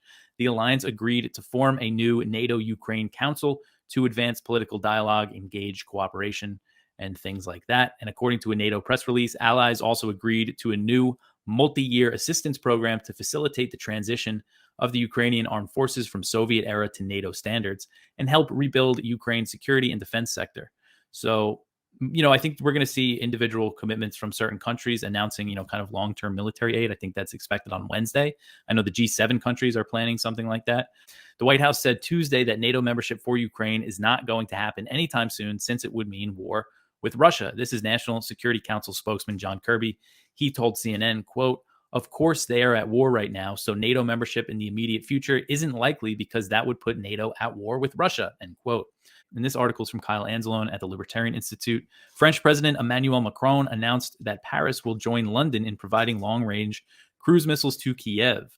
So Macron said that in view of the situation and the Ukrainian counteroffensive, he has decided to deliver, increase in military aid, and that they will give what he's calling long-range strike missiles to Ukraine. So Paris will send Kiev the Scalp air-launched long-range cruise missile, which has about the same range as the Storm Shadow missiles that the British have provided, which is a range of over 150 miles. And these also are air-launched, so they could be fired by Ukraine's fighter jets. So National Security Advisor Jake Sullivan said Tuesday that the Biden administration will move forward with a $20 billion sale of Lockheed Martin-made F-16 fighter jets to Turkey. Sullivan's comments came a day after Turkey's President Erdogan agreed to back Sweden's NATO bid after over a year of negotiations. NATO Secretary General Jens Stoltenberg said that Erdogan would submit Sweden's NATO bid to Turkey's parliament for approval. So Sullivan insisted that the F-16 sale to Turkey and the issue of Sweden's NATO bid were not related, but it's very clear that they are. President Biden actually said so basically himself back in May after he spoke with Erdogan on the phone. Biden said after that conversation, quote, "He still wants to work on something on the F-16s. I told him we wanted to deal with Sweden, so let's get that done, and then we'll be back in touch with one another," end quote. So the last story here, U.S. says that Iran is not trying to make a nuclear bomb. So a new U.S. intelligence report has reaffirmed that Iran is not trying to build nuclear weapons, despite constant claims made by Israel and Western media outlets to the contrary. So an unclassified summary of the report from the Office of the Director of National Intelligence read, quote, "Iran is not currently undertaking the key nuclear weapons development activities that would be necessary to produce a testable nuclear device," end quote. The report noted that Iran has taken steps to increase uranium enrichment. Iran has been enriching some uranium at 60%, and it took that step in 2021 in response to an Israeli attack on the Natanz nuclear facility in Iran. So Israeli pressure and attacks have only increased Iran's nuclear activity. But 90% enrichment is needed for weapons-grade uranium, and there's no sign that Tehran is looking to bring enrichment to that level. The DNI report said that Iran was enriching uranium beyond the limits imposed by the 2015 nuclear deal, known as the JCPOA. But those limits are not relevant you'll see the way the media covers this. They say Iran is violating the JCPOA, but the limits are relevant because the U.S. withdrew from the JCPOA in 2018 by reimposing sanctions. And after the U.S. withdrew, Iran waited 1 year before it started slowly, building up more enriched uranium. But for a while, it kept enrichment at the rate, which under the JCPOA is 3.67%, which is pretty low. So last year, the Pentagon's nuclear posture review also concluded that Iran was not developing nuclear weapons. Israel has been threatening to attack Iran over its nuclear program, although recently the government of Prime Minister Benjamin Netanyahu has scaled back its rhetoric a bit on the issue. And, this is amid these reports that the U.S. and Iran have been holding indirect negotiations, although I haven't heard about that for a little while now. So that's not too... I don't know. It doesn't seem like they're really going to reach a deal. But it was noteworthy, I thought, on June 30th, Netanyahu's national security advisor said that Israel was not getting closer to bombing Iran because the Iranians stopped for enriching uranium to the level that Israel considers a red line. Iran didn't change anything. Israel's just kind of toning down its rhetoric. Here's Gerald Salenti with today's trends in the news. Yeah, take a look at this. This is the NATO big meeting today. Look at these. Look at this. The girl leads them out. Oh, yeah. And now they all stand in line. Hey, fuck faces. You're there for a fucking meeting. What's this clown show? Look at these shitheads that are running our life. No need for NATO. I am an American. You fucking European pricks. And I couldn't say the other word, Queenie. You've been fucking killing each other for centuries. And it keeps on going. Look at this fucking clown show. It's theater. It's nothing more than theater. And these are the people that are running our fucking lives. Fuck you, NATO. Up your NATO ass. I, Gerald Salenti, am an American.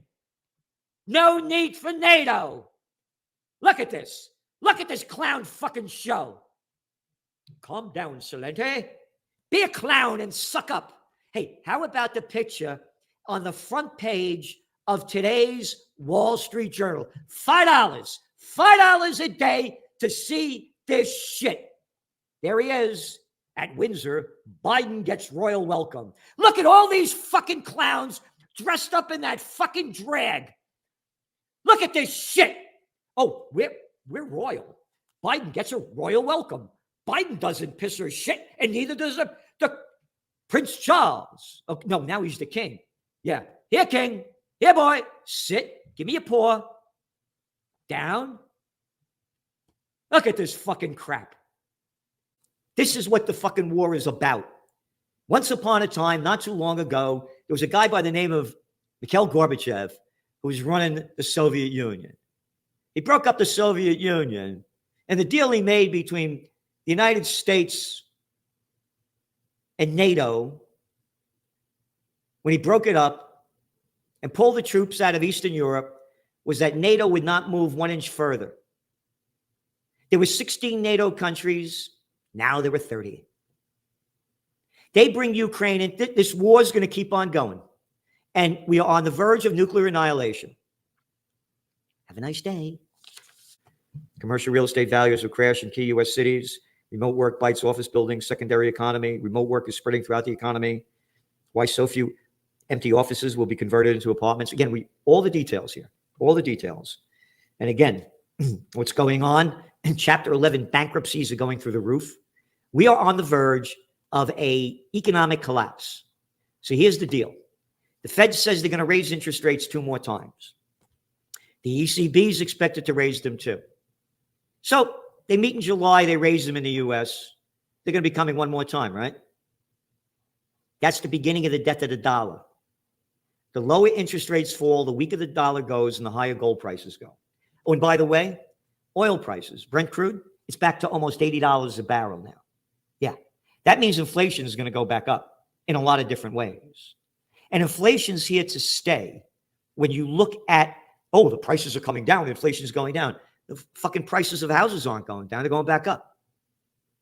An automobile costs almost $50,000 to buy. Hotel prices going up. Motel prices going up. A bunch of food commodity prices going up. Oh, they're going to come down a little bit, but they're still way high. Wall Street Journal on Friday. Look at this. 100 days. Yep. This guy who's a Russian correspondent for the Wall Street Journal that was locked up, they call him a spy. That's big, the whole paper. Look at this paper here. Look. All right? How about Assange? How come you're not fucking writing about Assange? He's only been in jail since 2019 and been locked up in one of the embassies. I think it was El Salvador for about 10 years or something. Not a word about Assange. How about Snowden? Nah, fuck them. What hypocrisy? What hypocrisy? Assange didn't do anything.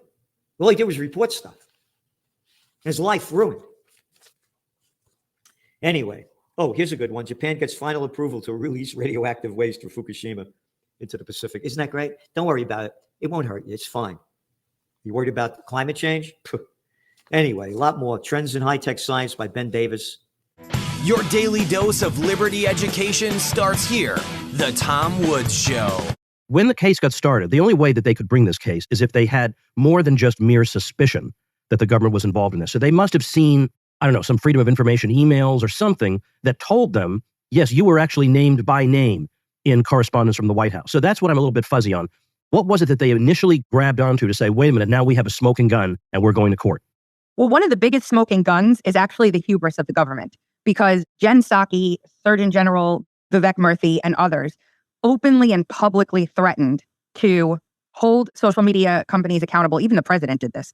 President Biden openly threatened, if they don't start to play ball with our demands to censor content, we will then consider what the technicalities of Section 230 protection that they have. We'll take a look at that. They had committee hearings where the heads of these social media companies were in there and they were being threatened. And then they had their individual plaintiffs, and their individual plaintiffs had examples of what had happened to them. And there was also the case of Alex Berenson that had been ongoing for quite a while. And there were some other material that was publicly available that was enough for them to write their first complaint. It's been amended twice since.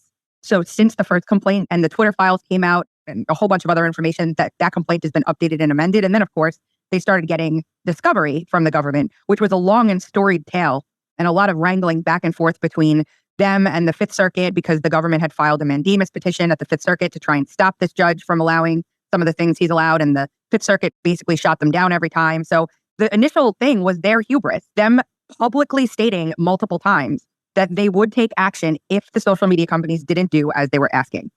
Well, no, I'm not anybody who wants to defend pre-Elon Twitter, but it is interesting to note that in some of the correspondence between Twitter and the federal government, when some official would say, look, we want you to take a look at this account or this tweet or whatever, it was interesting to see in the documents that we have how many times even the stupid old Twitter would say, look, it doesn't seem like this tweet or this account violates our terms of service. So sorry, there's nothing we can do. That actually surprised me. But in a way, I'm very, very pleased to hear that, because then that means that when they did start going after these accounts, it's obviously not because they had it out for these people necessarily. Obviously, pressure was put on them because they were initially resisting. What's the nature of the government's case here? How are they trying to argue their way out of this? They really aren't. Like, when I was sitting in that hearing, I went to Louisiana and I sat in the courtroom. I was the only one there from the media. And I was listening to this 8-hour-long hearing. And the judge had come to the government and said, I need to ask your opinion on a series of statements. I'm going to read a statement, and please tell me whether or not you think this is protected free speech under the First Amendment. And some of the statements he read were, the COVID-19 vaccine doesn't work. The 2020 election was stolen. Joe Biden is the reason that gas prices are high. And there were several others. And the government could not admit in open federal court that those statements were protected free speech under the First Amendment. And when they were cornered about this, Tom, they said something absolutely insane. It depends on who's saying them, was their response. If an American is saying them, we don't know whether or not that American is being paid by a foreign government and could be guilty of FARA violations. Like, wow, grandma in her living room talking about the 2020 election is somehow working for Russia and being paid by Russia, and they need to be able to censor that just in case. Could be a crime. My mouth was hanging open. I could not believe what I was hearing. What was Dr. Fauci's deposition like? It was 110 lies. He lied 110 times. But was he not mostly saying that he couldn't remember? And I mean, you can't strictly prove whether he can remember. Yes, he was saying he didn't remember for nearly every single question. However, you can prove that he remembered when there are several dozen emails surrounding a topic that are of the utmost importance, marked so in an inbox with your top advisors in the middle of the biggest crisis we've ever had. So it's pretty clear. And they actually outlined all of those instances in a statement of facts that the plaintiffs submitted. And they said he lied. They said it outright that he lied. So yeah, his deposition was basically useless, but it was telling. So I'm pretty sure he claimed that he had no recollection of the email with Francis Collins, where they decided that somebody needs to get on these Great Barrington Declaration scientists and smash them good and hard, or whatever the wording was. I think he claimed he had no recollection of that. Correct. Yes. And that's the whole thing. I think that kind of was the whole thing. And the thing is, if you were Dr. Fauci and you're in that situation and you want 100% compliance and you want everybody on board and you have several scholars from top universities openly contradicting you in a document that's attracting hundreds of thousands of signatures in a matter of days, I'm sorry, I don't think that's something you forget. And would write it that way. And incidentally, this kind of case reminds us of the importance, and I know this sounds like a cliche because people have said it for so many years, but the importance of judges, the importance of the selection of judges and who is choosing judges. And the thing is, that was the kind of argument that would be trotted out when you were very unhappy having to cast a vote for George W. Bush. You say, this guy is a dope and a blockhead and a warmonger, and I can't vote for him. People would say, but you don't want the other side appointing the judges. Well, okay, half the time when the George W. Bushes of the world would appoint the judges, they weren't so good either. But that argument has been raised for years and years and years.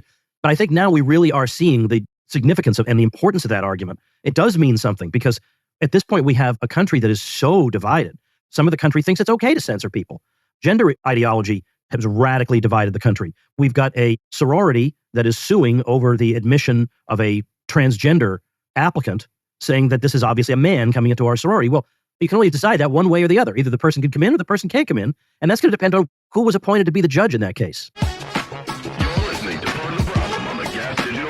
What is Kamala Harris's answer to that gibberish question? Well, I think culture is a reflection of our moment and our time, right? And present culture is the way we express how we're feeling about the moment. And we should always find times to express how we feel about the moment that is a reflection of joy, because it comes in the morning. We have to find ways to also express the way we feel about the moment in terms of just having language and a connection to how people are experiencing life. And as someone who speaks for a living, I'm so envious of her ability to just be like, it's almost like her brain checks out and she's like, I'm going to go on autopilot mode right now. And somewhere in there, her brain is like, we're just fucking doing this, like, am I right?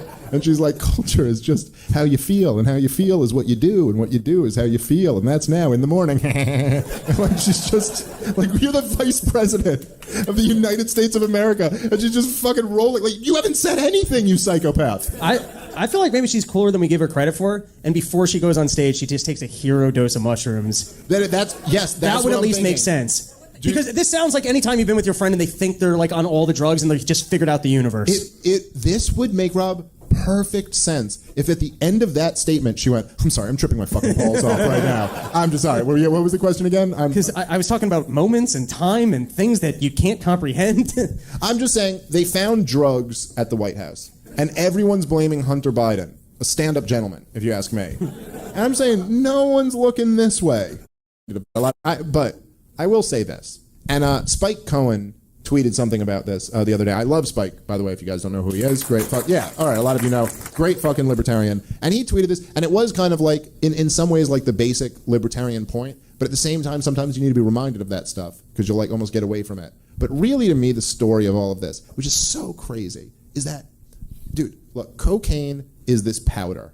It's like this fucking this substance that's a powder that makes Rob feel like he's on top of the world, even though his dick doesn't work, right? Whatever. But there are hundreds of thousands of people in this country, in every city, in every state of this nation. There are people, human beings, just like all of us, locked in a cage for decades over having this powder. Like, they will send fucking SWAT teams into your fucking home and shoot your dog and traumatize your baby and fucking wife and all this if they suspect you have this powder in your home.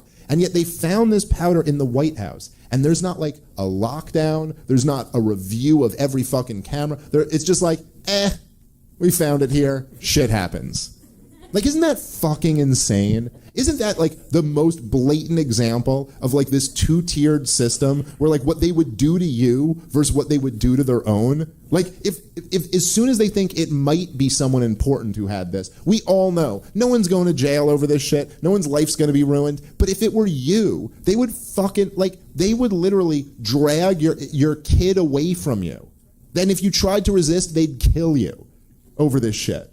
Over this dumb little powder that makes all your bad thoughts into good thoughts. You know, no, I'm just kidding. You shouldn't do it. But if you do, it's a rush. Anyway, I'm just saying, they'd murder you over this.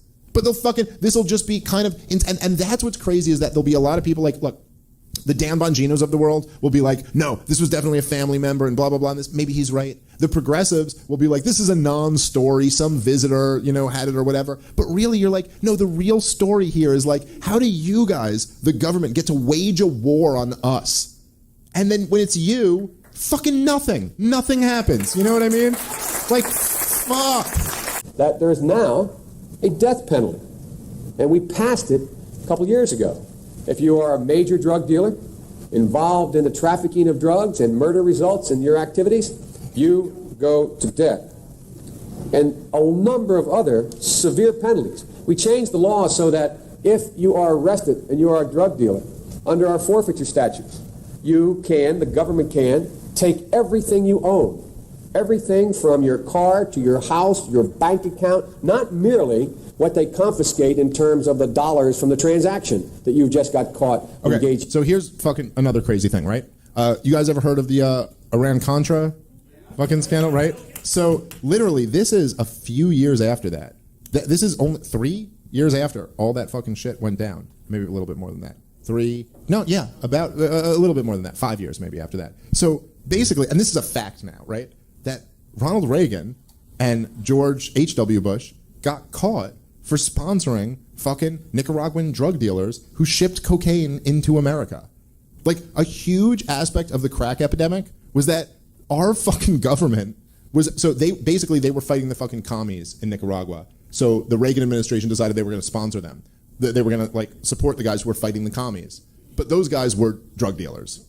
And so they helped them as they shipped cocaine into America. So the same time, yeah, they were cool.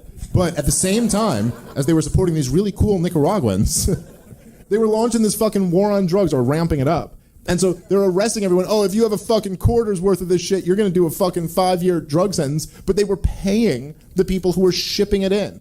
The Peter Schiff Show.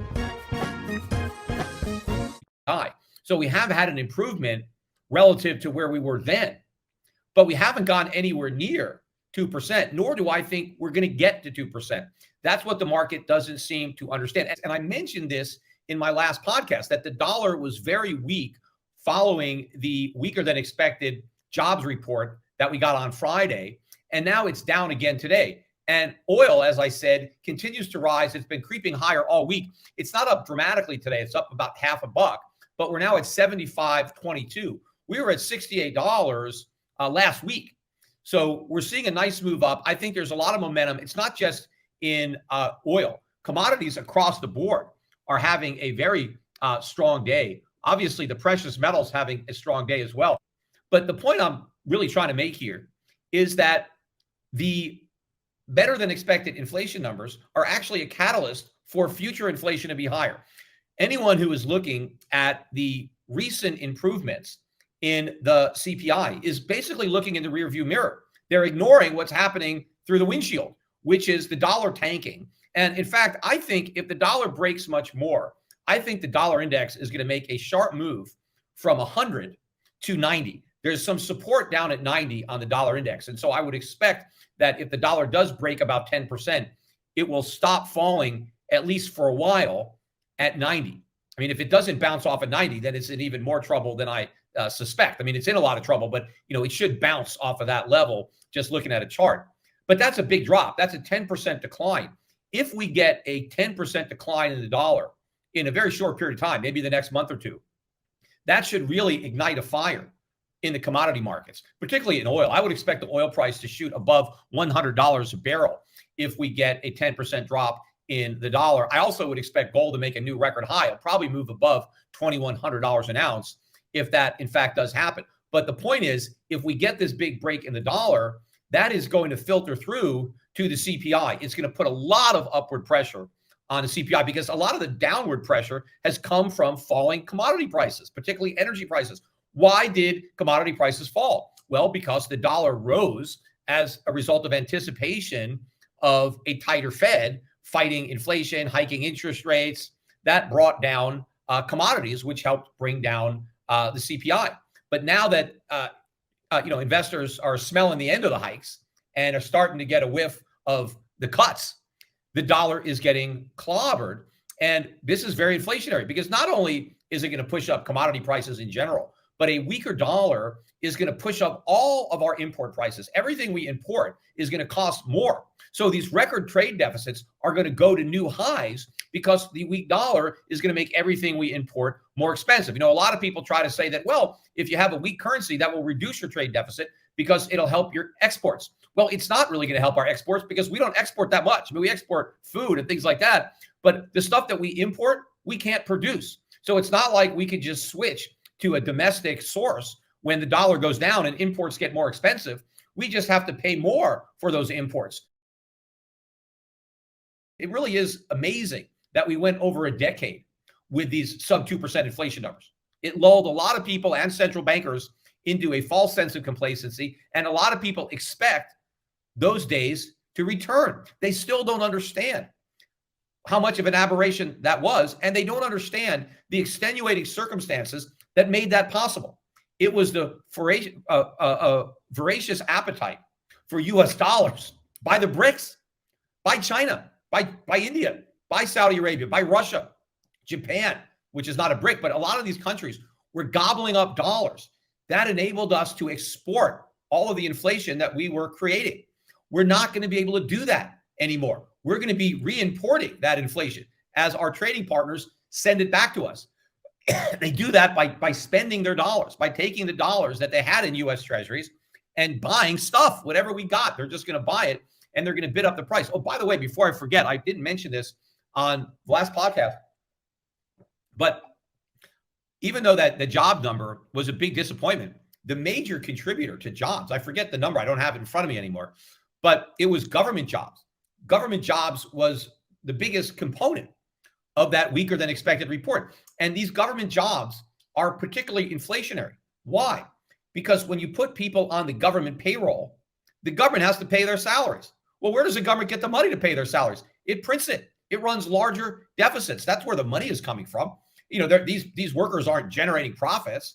You know, they're just expenses that the government has, and the government has to pay their salaries.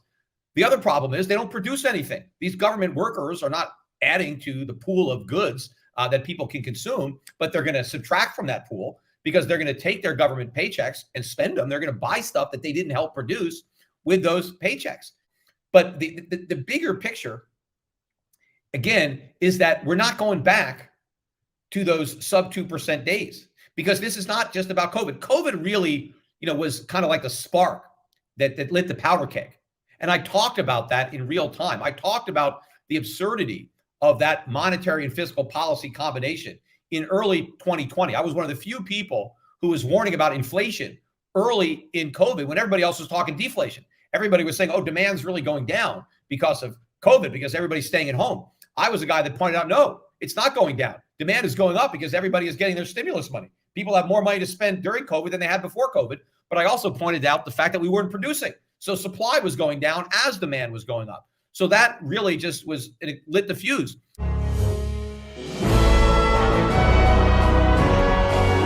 So let's listen to, in his own words, Stoltenberg spilling the beans on this whole thing. I agree that the most imminent task now is to ensure that Ukraine prevails as a sovereign, independent nation in Europe. So the most important thing we can do is to continue to provide weapons, ammunition, military support to Ukraine, because unless Ukraine prevails as a nation, as a democratic nation in Europe, there is no issue to be discussed about security guarantees or membership in NATO at all.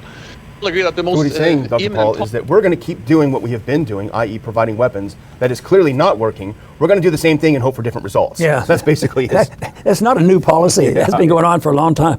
We're provoking once again, the whole situation there. But we were criticizing China for talking to Russia. Yeah. We put sanctions on both of them, and then they started saying, "Hey, let's talk this over. What are we doing? Could we alter this and do some trading?" And then if they do some trading above board and they don't use weapons to do it, and then they start outclassing us in some of our sales and moving ahead, then all of a sudden, and even NATO has to go along, because evidently that was the American position, slam China, So that to me, that might have been one of the biggest deals that they sneak in there, and they have to pursue that, because if you listen to the U.S. Congress, see, that's going to be an easy fight to motivate the Congress, is the China issue. So that to me is a shame that that's happening, and this whole idea that we own the world, and we can put on sanctions and boycott and blockade and everything else, but if somebody else does it, then you shouldn't do that. That's not being nice.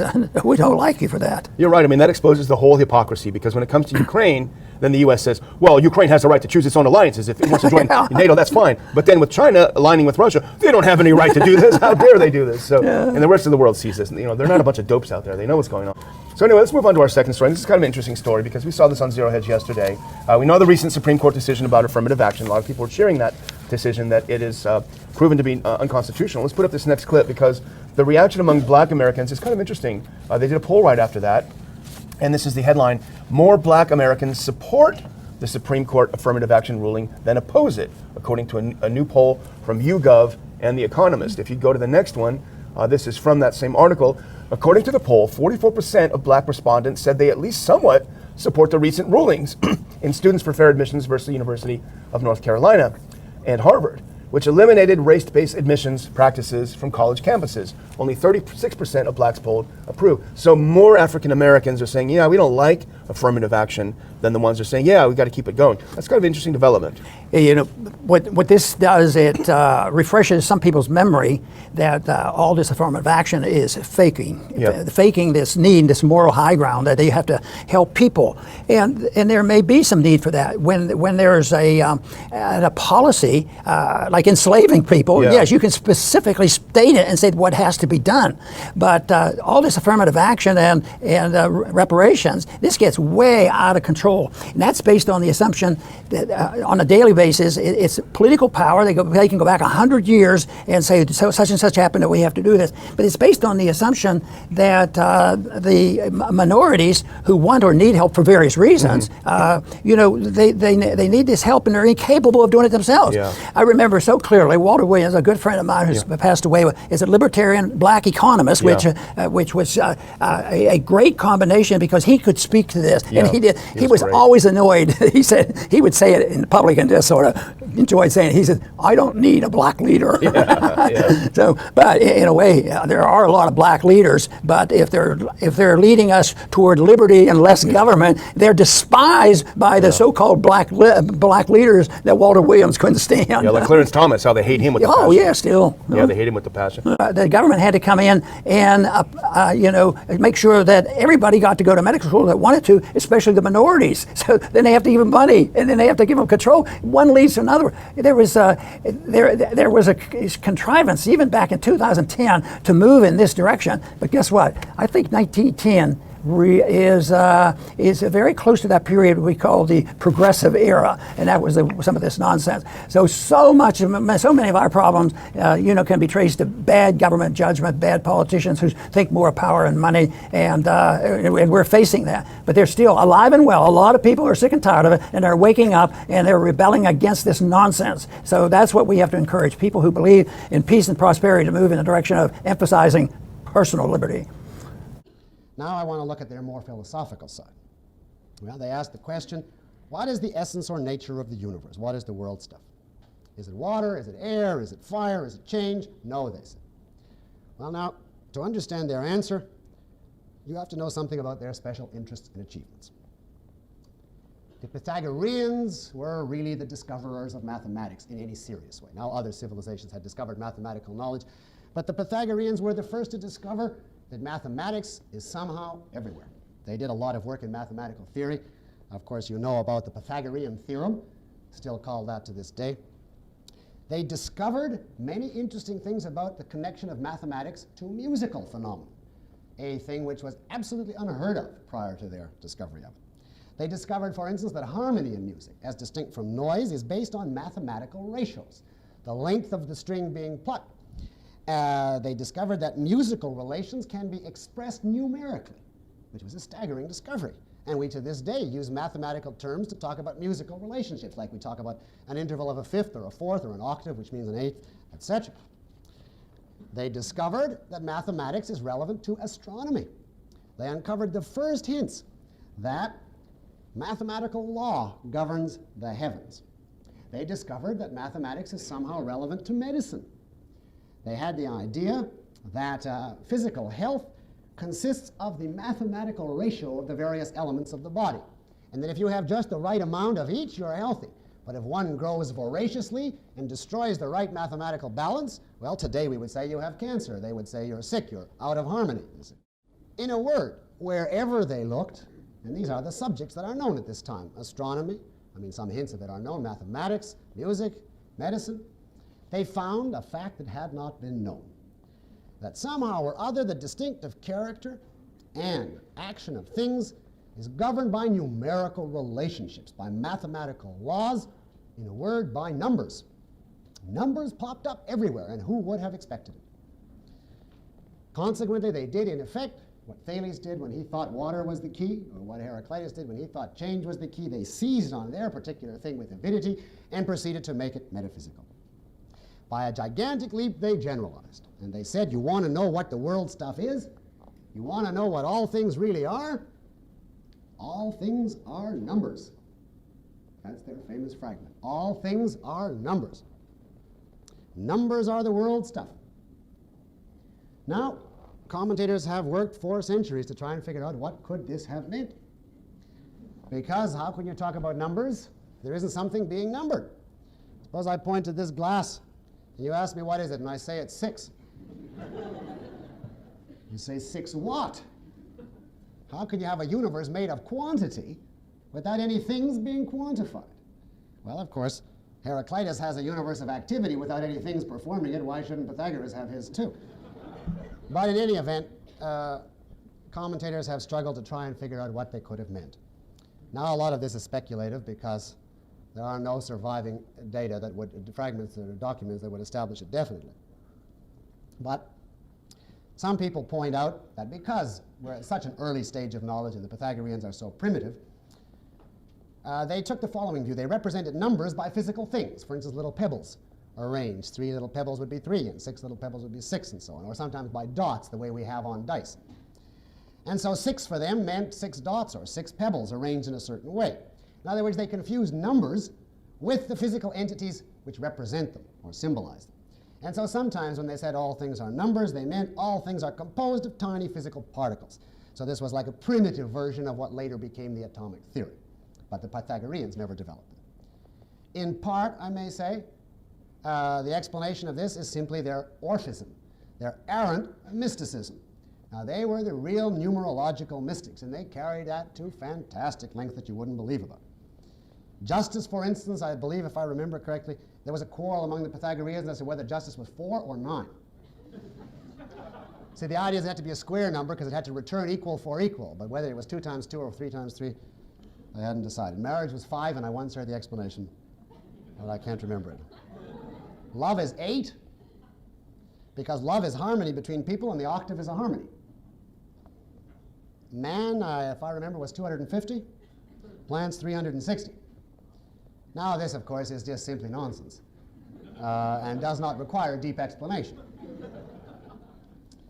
And this is the Western source of those skyscrapers I mentioned earlier that have the 13th floor blanked out. Except that isn't fair because the moderns are worse than the Pythagoreans. If the Pythagoreans thought that 13 was bad luck, they would stop the building on the 12th floor. They wouldn't add subjectivism in and call the 13 14.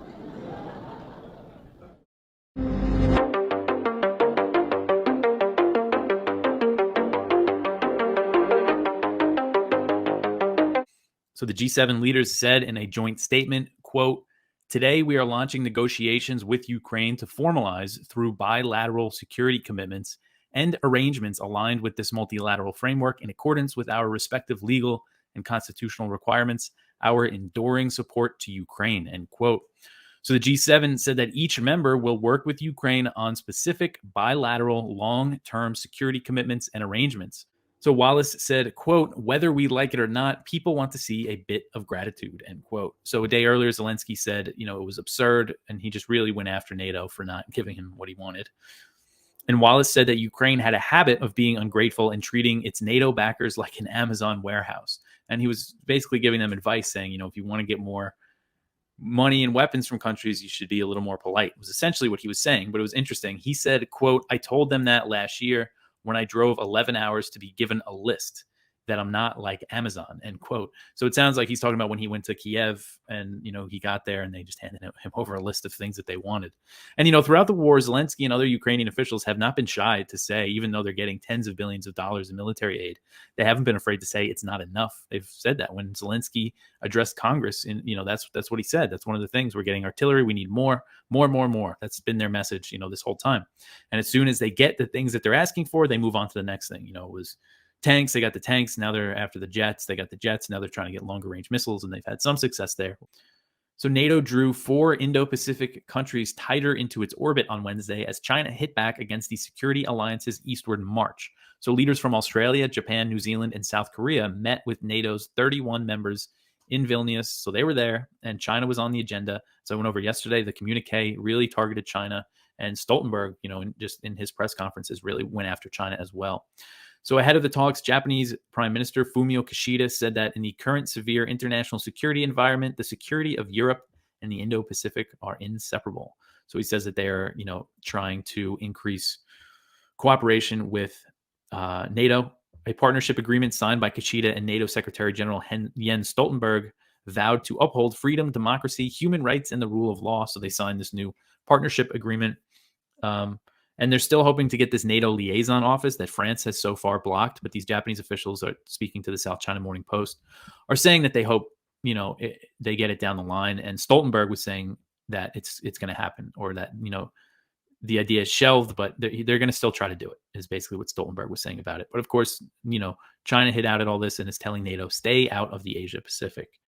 The next one here is from Middle East Eye. Republicans accuse Biden of anti-Semitic, anti-Israel policies. So 14 U.S. senators said that they would work to delay confirmation of State Department officials unless the Biden administration reverses its anti-Semitic boycott of Israel. So this is several Republican senators, including some of the heavy hitters: Lindsey Graham, Marco Rubio, James Reich, Tom Cotton, Ted Cruz.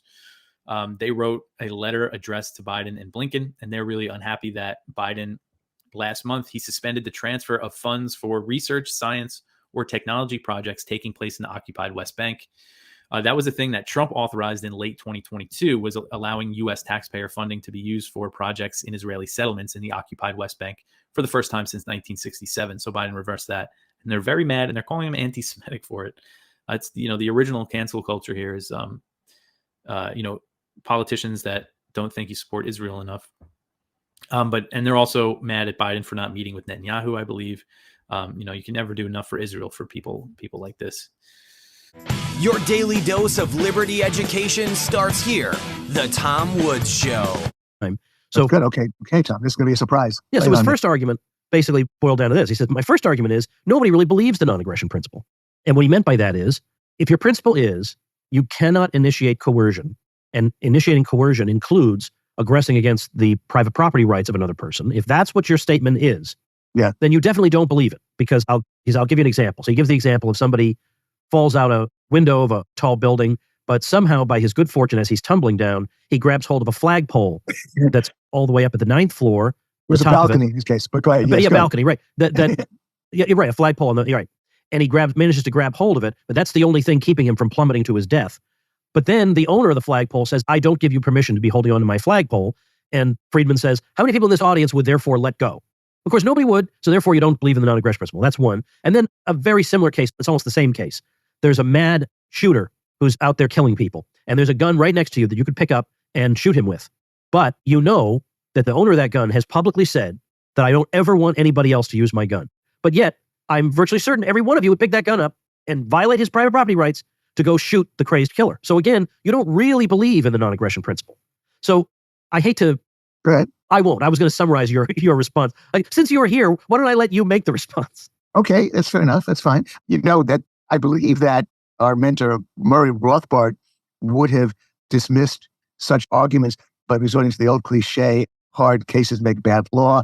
In Ethics of Liberty, I think Rothbard talked about, lifeboat ethics. You cut off people's arms to eat and all the stuff that you do in a lifeboat and you're starving to death. And it dismissed that as irrelevant to the real world. And my initial instinct was to realize that perhaps I could counter with another case that I didn't even mention. Jean Valjean tries to steal a loaf of bread, breaks the window, but he committed a crime. That's in Les Miserables, committed a crime. Which we just saw in London, by the way, last week. No, well, I asked you how it was, but we don't want to digress. Yeah, so I'll tell you later, though. It was the best performance of it I've ever seen, but go ahead. Wow, that's good to know. I spoke to our mutual friend, Stefan Kinsella, who is a lawyer and whose specialty is, of course, the philosophy of law and the rest of it. And he confirmed my view that it's really not glib or just a play on semantics to say that in all cases, in those two cases, you have committed a crime. And that therefore we unflinchingly say that simply because under certain rather bizarre circumstances. I thought that flagpole story was pretty crazy because, as I jokingly said, if somebody grabbed my flagpole, my balcony, I wouldn't press charges because, by the way, in the libertarian world, the injured party presses the charges. I would just marvel at his physical dexterity, since it is a rather fantastic story, and that you could break your fall by grabbing onto the flagpole. And I would say, look, I'm only happy my flagpole was there to save your life. But the point is, that doesn't change the fact that it would be a crime. And all I said was that, or I said it in different ways because David challenged me later in another way, which I want to get into, about this particular point.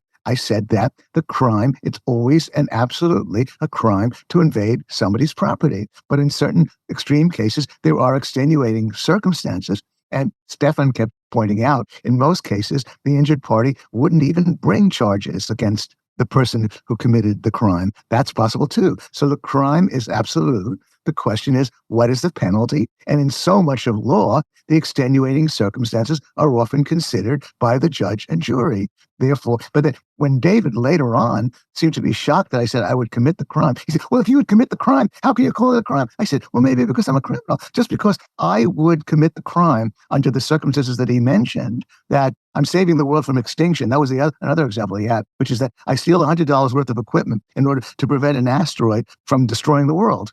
And the fact that I would do that means that it's not a crime. Just because I am prepared to do that doesn't mean it's not a crime. I would be prepared to do that under the certain rather bizarre circumstances that David set forth. And I don't think that it's glib to point that out. I use the analogy with murder. You're driving a truck, your truck kills somebody, and then as a matter of law, the question is, to what extent are you guilty? If your tire blew out, then the question is, were you tending to your tires? Maybe you had new tires. Maybe it was just a tragic accident for which you can't be held accountable. But in all cases, somebody was killed. So my point again was that the extenuating circumstances apply, but it's always and everywhere a violation of rights. And merely because you're willing to do it doesn't mean it's not a violation of rights. You can find that one. There we go. New Twitter files contradict FBI director's testimony. So just shortly after he gave his testimony, and I did not watch all of it, I watched a few clips on Twitter, but I think I didn't have to watch it because Jonathan watched it for us. If you put the next one on, he characterizes it absolutely perfectly.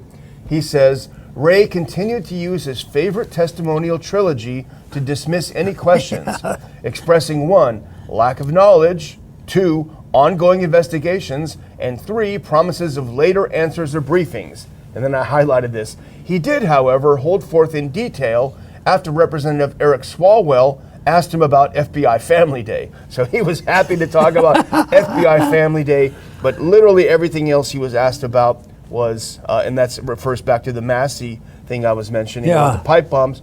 This is an investigation. I can't talk about it.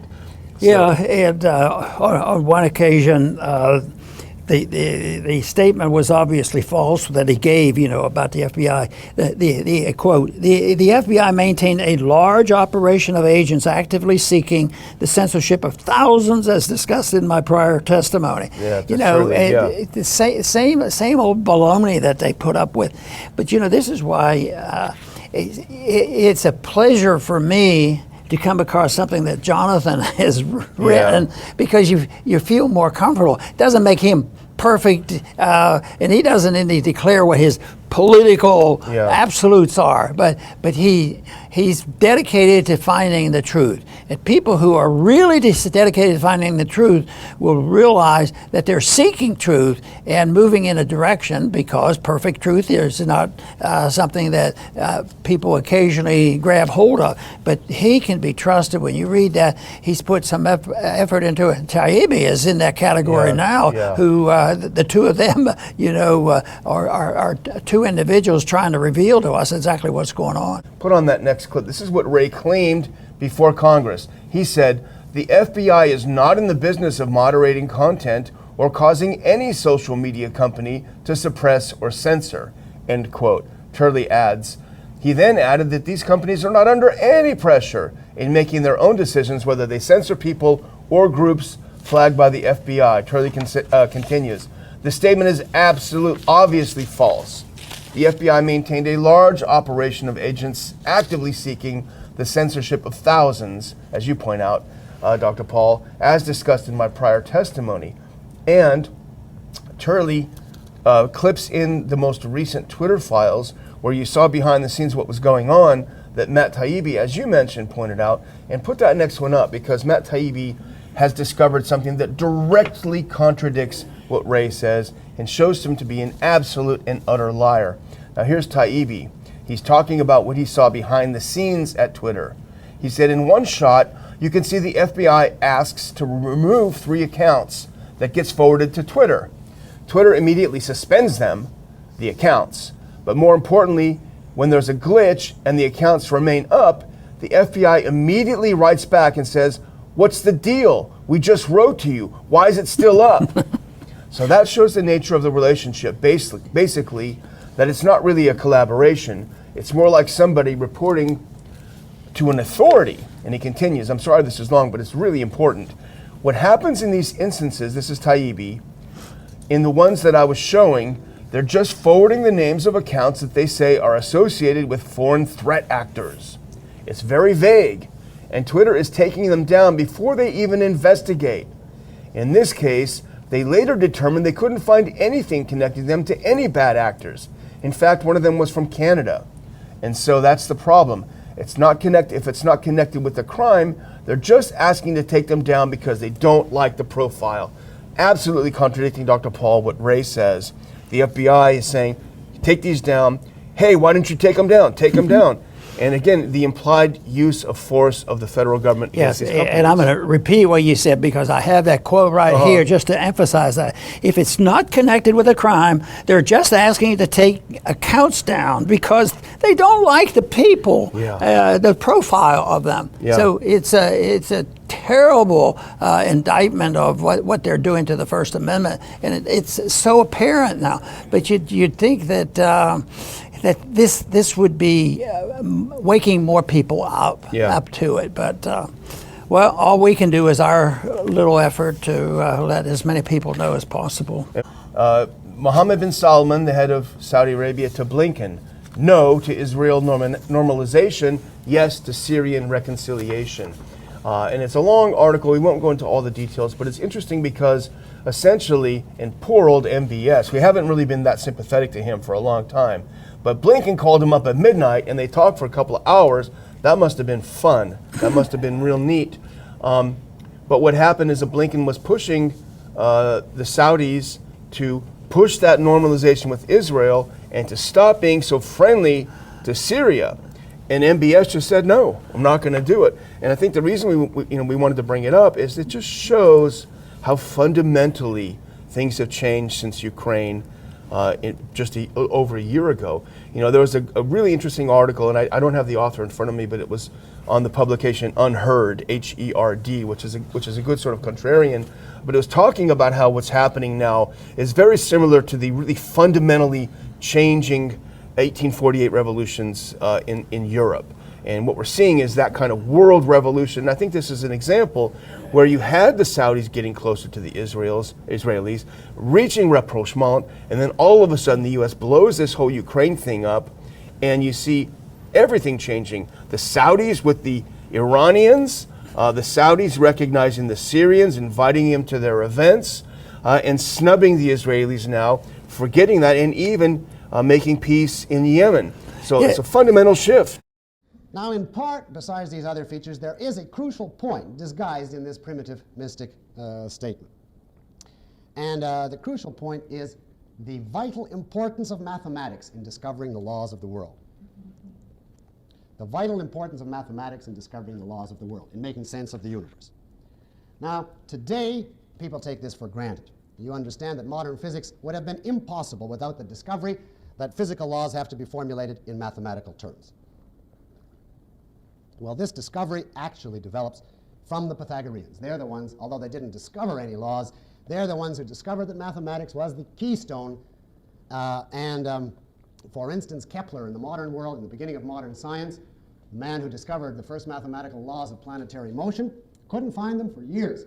But he was a devout Pythagorean, and he went on looking on the grounds that all things are numbers and there must be mathematical laws governing the planets, and sure enough, he found them. In this sense, modern science is in part a development of this discovery of the Pythagoreans. However, it did not bear fruit until the Renaissance, and when it was combined with other theories. But for our purposes, what is important is what the later Pythagoreans did to make sense out of the theory that all things are numbers. Now, by the time we get to the 4th century BC, the later Pythagoreans understood that there's something funny about saying that things are made out of numbers. That numbers are literally the ingredients of things. They realized that's too primitive. And so they took the line that numbers or numerical relations somehow govern the behavior of things. Things, they said, are formed or behave according to numbers. And they took this in a very literal and still quite primitive sense. Now, if you consider people today saying, for instance, that the law of gravity governs the behavior of bodies. Now, you understand today that that use of the word govern is metaphorical. You don't think when you say that there's a disembodied law of gravity in another dimension, which says to things, so to speak, you better fall or else, like a king governs his subjects. But the Pythagoreans apparently did. When they said that numbers govern the things of this world, they apparently believed that there were two dimensions. This is the later Pythagoreans. A world of numbers, of numerical relations, and then this world in which we live, which was somehow formed in accordance with the world of numbers. What are the characteristics of the two worlds? Well, of course, the world of numbers can't be grasped by the senses. You can't perceive the world of numbers. You can perceive two people, but not just two. Two itself, you have to grasp by reason. And on the other hand, this world is a world graspable by the senses. Another point of difference, the world of numbers is unchanging. Numbers don't change. 2 and 2 makes 4 goes on forever without any alteration. Now, any individual, two things can come into existence, grow, decay, die, and vanish. But 2 as such goes on forever. 2 is 2, and 2 and 2 is 4, and so on. In a word, the world of numbers is immutable, whereas the world in which we live is constantly changing. So we have a metaphysical dualism, two realities, and of course the true one is the world of numbers. Now they thought, you see, that they had thereby solved the problem posed by Heraclitus and Parmenides, because they provided one world for each.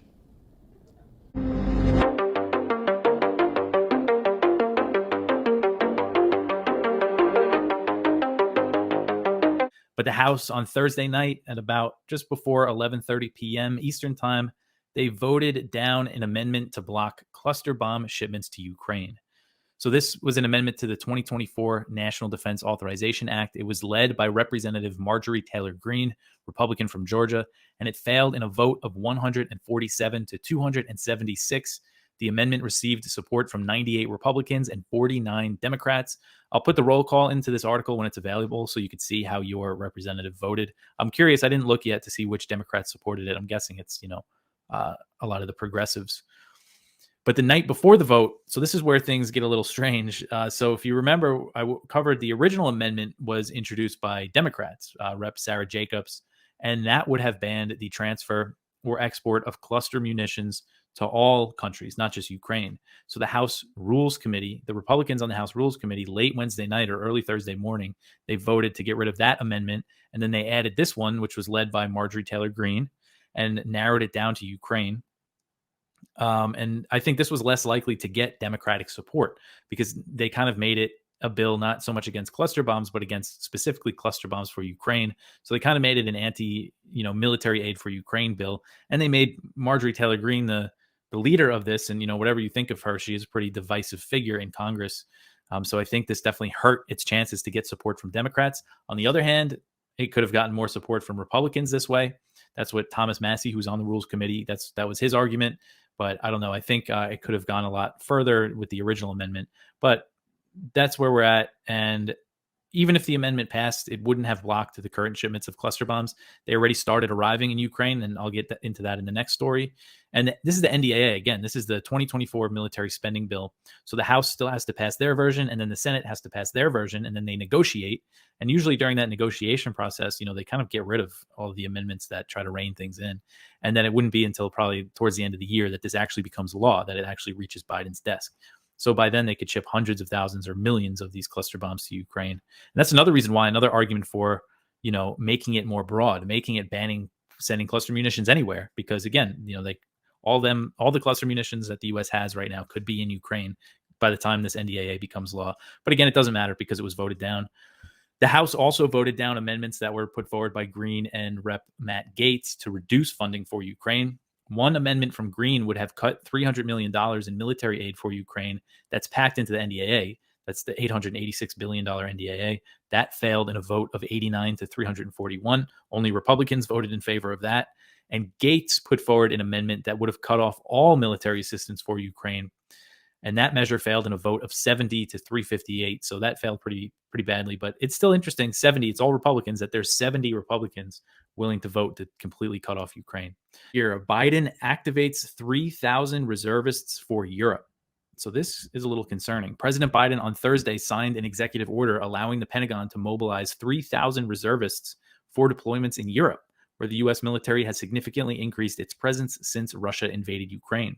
So since February 2022, the U.S. has deployed over 20,000 additional troops to Europe, bringing U.S. troop levels on the continent to over 100,000 for the first time since 2005. The U.S. has beefed up its presence in Eastern Europe. They currently have over 10,000 troops in Poland, which has become a major hub for U.S. military equipment that's going to Ukraine. That's kind of where it all passes through. So the mobilization of 3,000 reservists, it's kind of strange. It signals that the U.S. military is strained in trying to maintain this large troop presence in Europe. A spokesman for U.S. European Command said that the authority would not change the current force posture levels, so they're not increasing troop levels in Europe. So that suggests that they might use the reservists to rotate out troops that have been there for a while. But yeah, they're basically saying that they're going to use this to ensure, long-term U.S. presence and operations in Europe. The Pentagon said that the reservists will support what they call Operation Atlantic Resolve. So Operation Atlantic Resolve is the name for U.S. military activities in Europe that are done in response to events in Ukraine. And they started this in 2014 after the U.S. backed coup in Kiev when Russia annexed Crimea and the civil war in the Donbass broke out. They started beefing up their presence in Europe. So, this has been a long time in the works. And again, everything's accelerated since the invasion.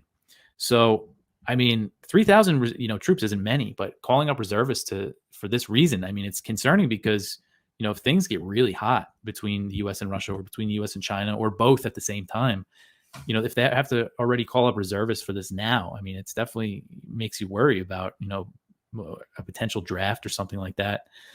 So a U.S. Navy spy plane flew over the Taiwan Strait on Thursday as China's People's Liberation Army was conducting drills to the south of Taiwan.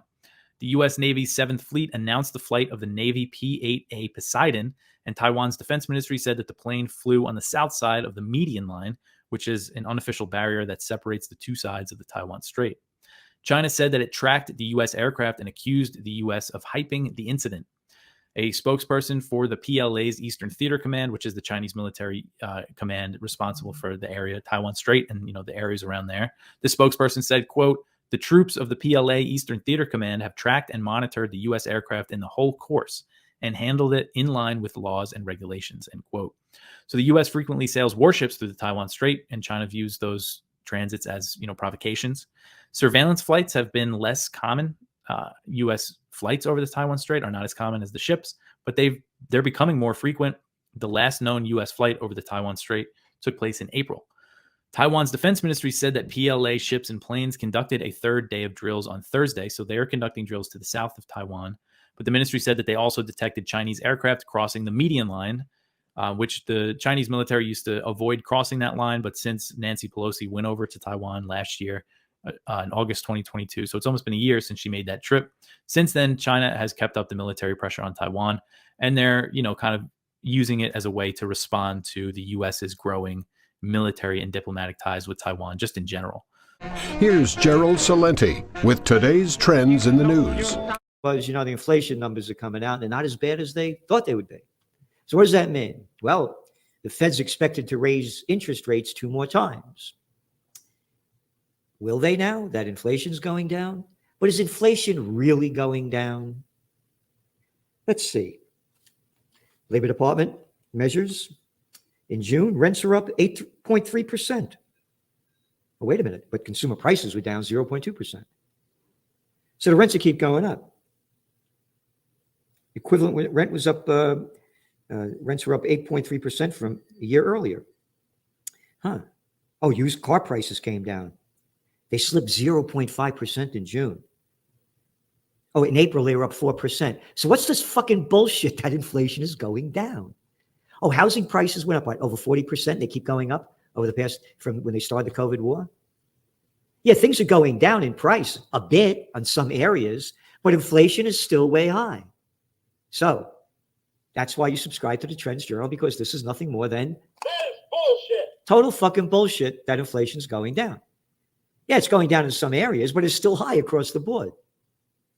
So loan delinquencies jumped. I wonder why. Well, everybody's doing so fucking great. How could loan delinquencies go up? That's higher than expected, according to TransUnion. And what else? Mortgage rates jumped. Hey, wait a minute, inflation's going down. Mortgage rates are going up. It means it's going to cost more to buy a house. They're over 7% now. But if the Fed starts lowering rates, then mortgage rates will go down. And as the Fed lowers rates, gold prices are going up. You saw they spike back up. Gold's now at $19.65 an ounce. And we said the bottom in your Trends Journal, we gave you the bottom number. We said the bottom was $18.50. It got like to 19 something. But as they lower interest rates, the dollar gets weaker, gold prices go up. And the markets were flat today, basically. But oil prices, remember Brent crude was down near almost $70 a barrel. Now it's over $81 a barrel. Oh, inflation? You're going to be paying more at the pump. Don't worry about it.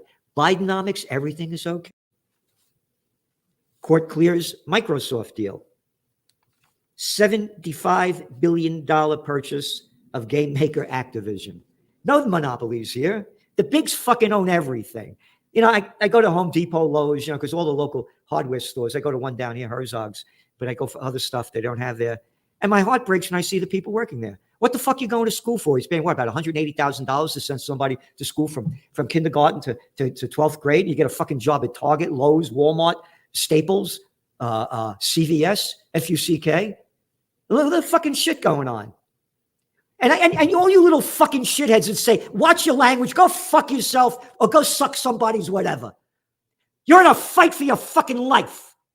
You got it? I remember on September 11th, the news had footage that a guy had shot on his cell phone. Yeah. Of the the plane hitting the second tower. Right. And, so you see that, it's very grainy footage of a plane crashing in and It's one of destroying those things I try to erase from my mind. Yeah. It's like a guy in the crowd goes, oh, fuck. And when they got back to the news, the newscaster, he goes, we really have to apologize. We put that on in a hurry without watching it first, and we apologize for the obscenity. Yeah, it's like you just watched 3,000 people murdered. Yeah. But the obscenity is that guy saying fuck. That's the world we're in right now. That's the world. Don't you wish you were living in Ukraine? Oh, it's happy days. As NATO and the United States keep ramping up the war that should have been over a long time ago. Biden braces NATO for slog against Russia from the toilet paper record. Yep. In a speech seemed to be preparing Americans and NATO countries for a confrontation that could go on for years. Isn't that great? As the fucking country's going, fucking people are going broke, and we're ramping up into a nuclear war. Don't worry about it. Be a stupid fucking shithead. Swallow the political shit from a fucking guy that's dumber than fucking shit. Putin still wrongly believes that he can outlast Ukraine, Mr. Biden said. Oh, if Biden said it, then it must be true. After all this time, Putin still doubts our staying power. He is making a bad bet. Staying power? There he is. There's the guy leading our country. Yep. Hey, man, loose as a cat, man. After all this time, Putin still doubts our staying power. Staying power? You're only in fucking Afghanistan for 20 years and lost, fuckface. Oh, you had a beautiful fucking exit that cost hundreds of billions or scores of billions that we lost in machinery and equipment and killing a bunch of people, including our soldiers. Hey, how about Vietnam War? That was a nice long one, too. Yeah, we'll do it forever. I forgot the Iraq wars. What bullshit. Not once in their public comments did NATO leaders discuss talks with Russia for a ceasefire or career-style armistice, a silent recognition that Ukraine insists on retaking far more of its territory before negotiating, and that Mr. Putin has signaled no willingness to pull back. That's the bullshit from the New York Times. Not a peep about peace. And all you fucking rich people that don't give a fucking penny for peace, you should fucking rot in hell. Because guess what? All you richies, you don't take a fucking penny with you. Hungarian Prime Minister makes Ukraine peace proposal. This is Viktor Orban, the Prime Minister of Hungary. Instead of bringing weapons to Ukraine, we should bring peace. He said this week. A ceasefire is necessary, and instead of war, peace negotiations should start as soon as possible. Fuck you. We're not going to repeat a word of this in the American or Western media. All you fucking scumbags that vote to send my money and your money to Ukraine, put on your military drag, go over there and fight, send your money, or shut your fucking mouth like you shithead who wrote this fucking article in the toilet paper a record. Despite billions of federal dollars spent to help make up for pandemic-related learning losses, they weren't pandemic-related learning losses. They were lockdowns by politicians and scum fuck shit bureaucrats and ignorant fucking people running the education system. Had nothing to do with the pandemic because a fuckface, young people weren't dying of COVID. And if you look at the numbers, and I forgot exactly what they are, I think in the United States, 1 to 17-year-olds, it was under 2,000. And 61% of them, according to the Centers for Disease Control and Prevention, 61% of those hospitalized were obese. But they locked down the fucking schools and fucked up the kids like they fucked up the world. Lucky you came in for your checkup when you did. Your lab results are in. Is everything okay? Not at all. You know how you were one of those people who chose to be non-compliant? Yeah. Well, as a result of that, you're suffering from a host of serious side effects. Hi, I'm Dr. Wetner Code.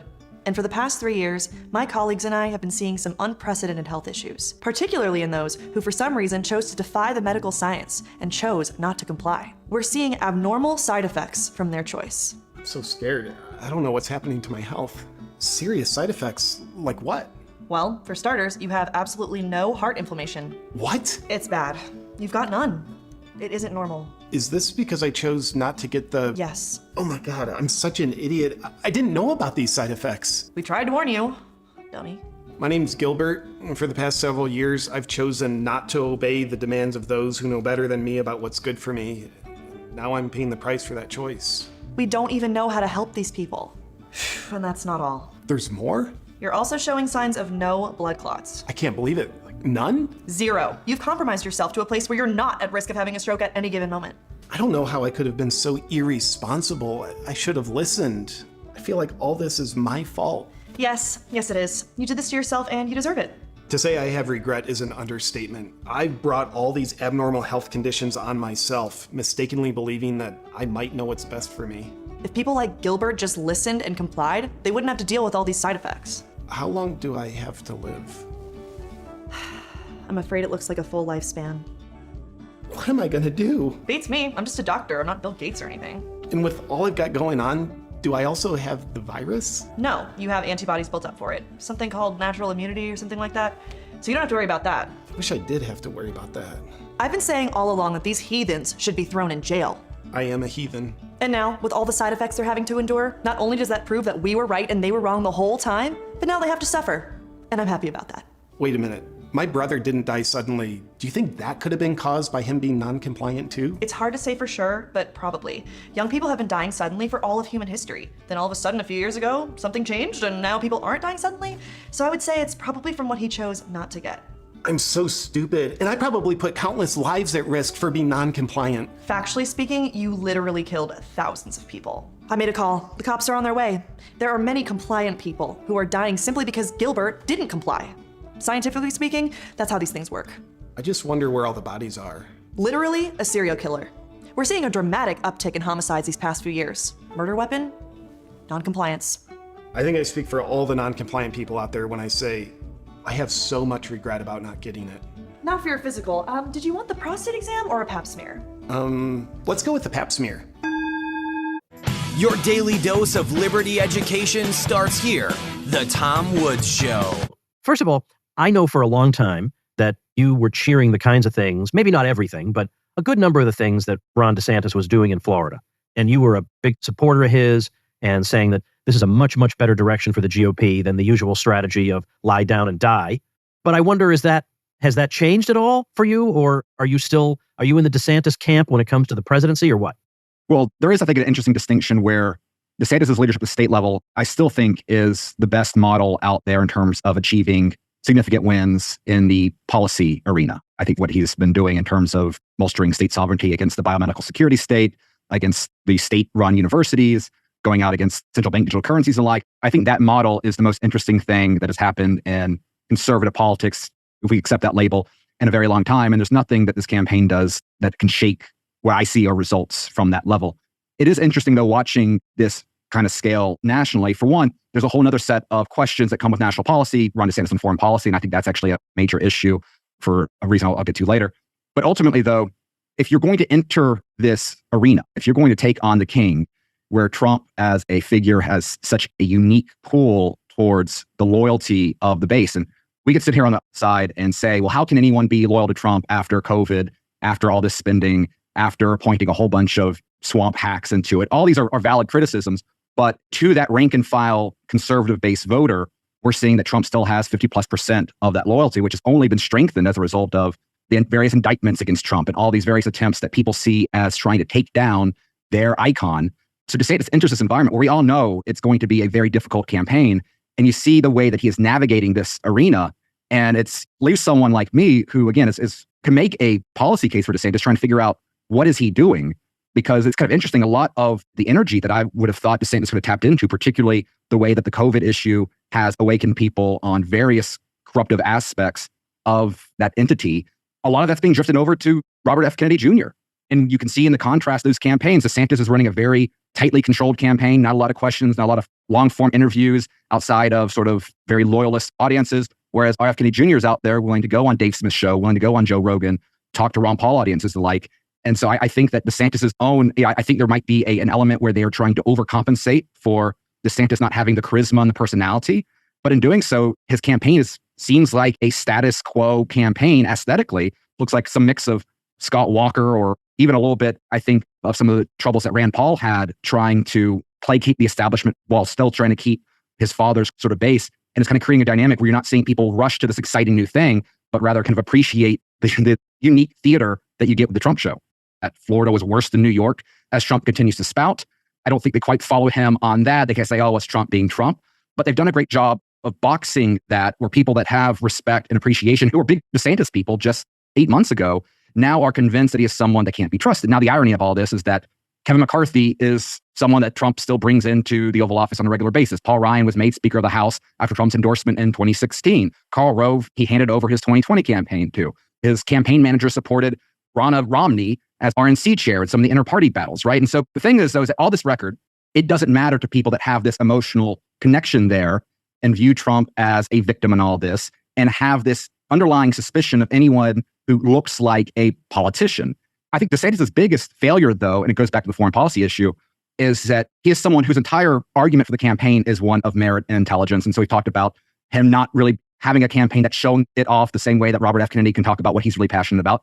The other side of it, though, is that he's lost the endorsement or support of one very important person. And I think this is a direct failure of DeSantis individually rather than overly controlling campaign teams. And that's Tucker Carlson. We've now had multiple times now in the recent weeks. First was one of Tucker's videos on Twitter. The other one was a clip I saw from his recent interview with Russell Brand, where Tucker is talking about this foreign policy issue, something we obviously care a great deal about.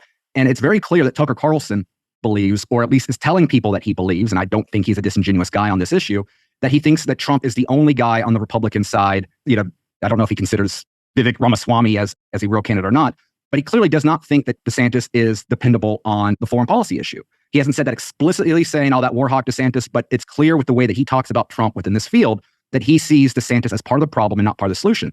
And I think back to where Tucker was praising DeSantis for a statement that he gave the Tucker Carlson show back when it was still on Fox about seeing no value in engaging in a proxy war between Russia and Ukraine and as un-American interests. And then just a few days later, again, I think he got pushback from some of the donor class out there where he softens up that language. Now, he hasn't gone explicitly saying, we need to be sending cluster bombs to Ukraine or anything like that.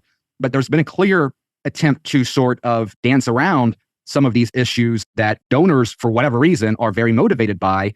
And I think that is a major red flag to someone like Tucker. And so the fact that, when you read the text messages that Tucker had that came out in the Fox News Dominion lawsuit, where, he's saying, let's say, not nice things about Donald Trump, when you have reports out there that he was telling staffers that he voted for Kanye West, Tucker is someone who I think got tired of the larger Trump circus, someone who has a very clear agenda. Don't always agree with it. He takes way too many pot shots at Austrians. I think he's convinced of some sort of clever pot shot at the Koch brothers, which, whatever. But he's someone who clearly has an agenda and clearly motivated on the foreign policy issue, where DeSantis has lost any, attempt to win that support. And I think losing some of those figures that have that elevated sense of relevance in the conservative sphere when we're dealing with a post-Rush Limbaugh world and the way that his show was a major, major force, when Fox News has the communicators out there that have enough broad appeal that DeSantis could rely upon them as being sort of secondhand messengers of his campaign. And if he lost Tucker Carlson, that is his own self-inflicted wound. And again, it feeds to, this larger skepticism that voters have about the sincerity of DeSantis, how much of his Florida stuff is performance art opportunism rather than a sincere commitment to principle. Now, I don't share that cynical view of DeSantis. I know Daniel McCarthy, our friend, has been in conversations with DeSantis or kind of closed-door meetings with DeSantis where he talks about his foreign policy views, and he has identified him as a realist, not a neocon. I take that sort of analysis seriously, but I'm not surprised that people are kind of seeing him more as an opportunistic candidate when he runs the campaign that one would expect from an opportunistic candidate. The one good thing to take out of this, though, is that if you look at the polling, the top three candidates in most polls are the least old-school Republican type of politician in Trump, DeSantis, and Vivek Ramaswamy. Now, again, I understand that's not an endorsement of Trump's 4 years in office, but he is still the least like the Bush years of the Republican Party relative to the other ones out there. People like Mike Pence, Tim Scott, Nikki Haley, they're all polling in the very low single digits. Chris Christie is out there only as a New Jersey foil for Trump. So we see at the very least, the base is not looking to retreat back to the evils of Bush-era Republican politics. They are looking for something different.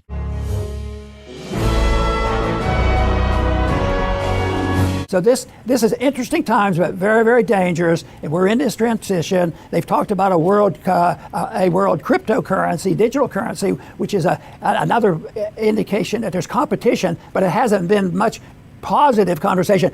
Stay away from the dollar. The dollar is king. You can't touch it. Most people are saying, get prepared. And that's what we hope we can contribute to, is to get people to look at this and look at the money issue in a serious manner. Chris. Yes, very good, Dr. Paul. Yes, next month, BRICS nations will be getting together, and they let out a little teaser that they're going to be looking to form a gold-backed currency, which is incredible. Perhaps the U.S. printing trillions and trillions of dollars and then using the dollar system as a weapon against other nations. Everybody sees this, especially what the U.S. has done with Russia. They have nuclear weapons, and they were cut off with SWIFT and all this other stuff. Other countries that don't have nuclear weapons may be thinking to themselves, they could easily do this to us. So now, does this mean that the BRICS want to destroy the dollar and the dollar goes to zero? Only they know the answer to that question. My thinking is probably not, because as Dr. Paul mentioned, everybody uses the dollar all over the world. The dollar, look what has happened over in China. That's, with use of the dollar. Sometimes it seems our own authorities, though, with the way that they print 6 trillion here and 2 trillion there, that's how you destroy the dollar. So we have to worry about our own authorities by counterfeiting it so much. these BRICS nations, they probably want an alternative to the dollar. And using gold, my guess is, they probably don't trust each other any more than they trust the United States. But gold, it facilitates trust instead of using yuan and the other currencies. Everybody can agree on gold because nobody controls it. Nobody can counterfeit it. So, we'll see next month what happens, but this could be some much needed competition for the money printers in Washington. The federal debt, it's going to be $1 trillion. That used to be a lot of money, but at the rate it's going, it could be just the interest is going to be many, many trillions of dollars. That's why anybody with a little bit of common sense and a little bit of economic knowledge and a little bit of instincts about this, they would say, well, this can't continue. But of course, the people who really understood this, who argued against the whole system from the beginning, even from the beginning of Bretton Woods and all, they know it and it's coming. But the big thing is, we can be very certain that there are big problems coming, but we can also be very cautious and say nobody knows the day it's going to strike. It could strike any moment because the system is so fragile. The foundation of our economic and political and monetary system is very fragile, and it wouldn't take a whole lot to rock it. And this is a problem we have to face with. But that means we should study and be more intense, because more people now, if you listen to the radio and TV, there's numerous ads on the radio and TV for gold, more than I've ever remembered. I still think we have a lot to worry about. Don't say, oh, that's okay, as long as they don't take my gold or my guns, we're going to be okay. Now, the biggest deal is, and the biggest threat we have, living through COVID and all this stuff that we have, the biggest threat is their attack on our liberties. And that is why it's so important. They could tax, they could regulate, and all kinds of things, and pretend we're protecting your right, like they protect our freedom of speech. How they're always bragging about protecting our freedom of speech, because it's only those social media companies. They're violating your speech. So we have a lot to be concerned about, and the symbolism of what's going on with this spending and the deficit, and the evidence that this cannot last is getting stronger and stronger. That's why I think there'll be more and more people thinking about looking more into the gold issue and trying to protect themselves. But my additional comment is what I think is even more important, and look at how you can promote the cause of liberty. Oh, and this BRICS summit is an escape hatch. They're like, forget this global fiat, tyranny. How about we use a gold currency, gold-backed currency? That is the opposite of a fiat tyranny. So that's an escape hatch. Gold is an escape hatch not just for nations, but for individuals. And we've dealt with this a lot. And, we dealt with runaway continental dollar at the beginning of our history. And we had to start. And one thing the founders did was it made it mandatory that the unit of account was going to be defined as a weight of precious metal, gold and silver. So that ushered in an age where they had something to hang their hat on. But the unit of account right now is, there is none. So this is the reason getting all these, if you come together as a group, sometimes that's more difficult than what is happening now. I love it when I hear, the Saudis and somebody else just settled a big bill, so they sold a lot of oil and they took some gold for it. And that's an attack on the dollar when that happened. That's an easing in. It could be more gradualism that could happen. But we had a restoration of the gold standard in the 1870s after the Civil War. It took them a 3-year period. Our government promised not to run up huge deficits or run a welfare warfare state, and it was a non-event. It went back to $20 an ounce, and it had been up to a couple $100. So this is a thing that can happen. We've done it before, and we will and can do it again. Look at even despite all the sanctions and all the pomp and circumstance around Zelensky, look at where we are today. That one picture that just swept the internet of him just standing there while NATO, they're all talking with another and ignoring Zelensky. That also shows you how power works. They'll pump up and then move on to the next thing without a thought. And so they were faced with a choice: allow him into NATO, and then we're on the prospect of world war, which is very dangerous. All these people that live great material lives, that's a very big uncertainty when you're dealing with nuclear powers, or keep it into a forever war where they just shovel, weapons into Ukraine. And that's what they decided at this point. It's much easier just send weapons, let Ukraine do all the fighting. So, this globalist thing is not a sure thing that's everything's mapped out and it's going according to plan. There's a lot of monkey wrenches that could get thrown into their deal. And, in the meantime, we have to find a way to just live well and speak the ideas of liberty, so to at least keep these people at bay. There's a lot you can do, and self-sufficiency is very important. It's not like we don't have our freedoms. It's that we have become complacent and dependent on too many handouts. And of course, that's become astronomical since we've had this craziness on the protection of our borders and the welfare state, the warfare state. The spending is out of control. And one of these days, they're going to look at that $1 trillion interest payment per year. Anything that can get to $1 trillion in interest payment can go to $2 trillion too. So I think the information is out there. I think the economic understanding, monetary understanding is far beyond of what the founders even knew back a couple hundred years ago. So the information is there. I think the integrity necessary and the willingness to find the information, because basically you're not going to get this information in a government school, and that's one of our problems, because they're not going to let you know the secret, because they say, what are you crazy people wanting to know about what the Fed's doing? You have an audit of the Fed, that's just a waste of time. No, it would be very revealing if we knew exactly how much control the Federal Reserve had on how they manipulate the money internationally, financially. It would be an eye-opener. My belief is, I spent time on that, because if people had a true audit of it, they would say enough is enough. The other thing is, if they had a true audit of the Pentagon, they would also say, this money's not going for national security interests. I mean, it's impossible to come to that conclusion when you look at all those expenditures. So there's a lot we can do. That's why my argument is, let's really work hard to protect our First Amendment so we can at least discuss these issues. I want to thank everybody for tuning in today to the Liberty Report. Please come back soon. Heraclitus said, true reality must be changing, constantly changing. The Pythagoreans said, okay, there is a changing world for you. In this world, you're right. Everything is flowing. Parmenides said, but true reality has to be unchanging. They said, you're right too. True reality is the world of numbers. Now, this particular attempt to solve the Parmenidean Heraclitean dilemma by apportioning two worlds, one for each, was picked up from the Pythagoreans by Plato in a somewhat different form, as we'll see next week. In any event, the Pythagoreans had now given, in effect, a philosophic grounding to their Orphic religion. They now had their heaven and earth tied in with their two philosophic worlds, the world of numbers and this world.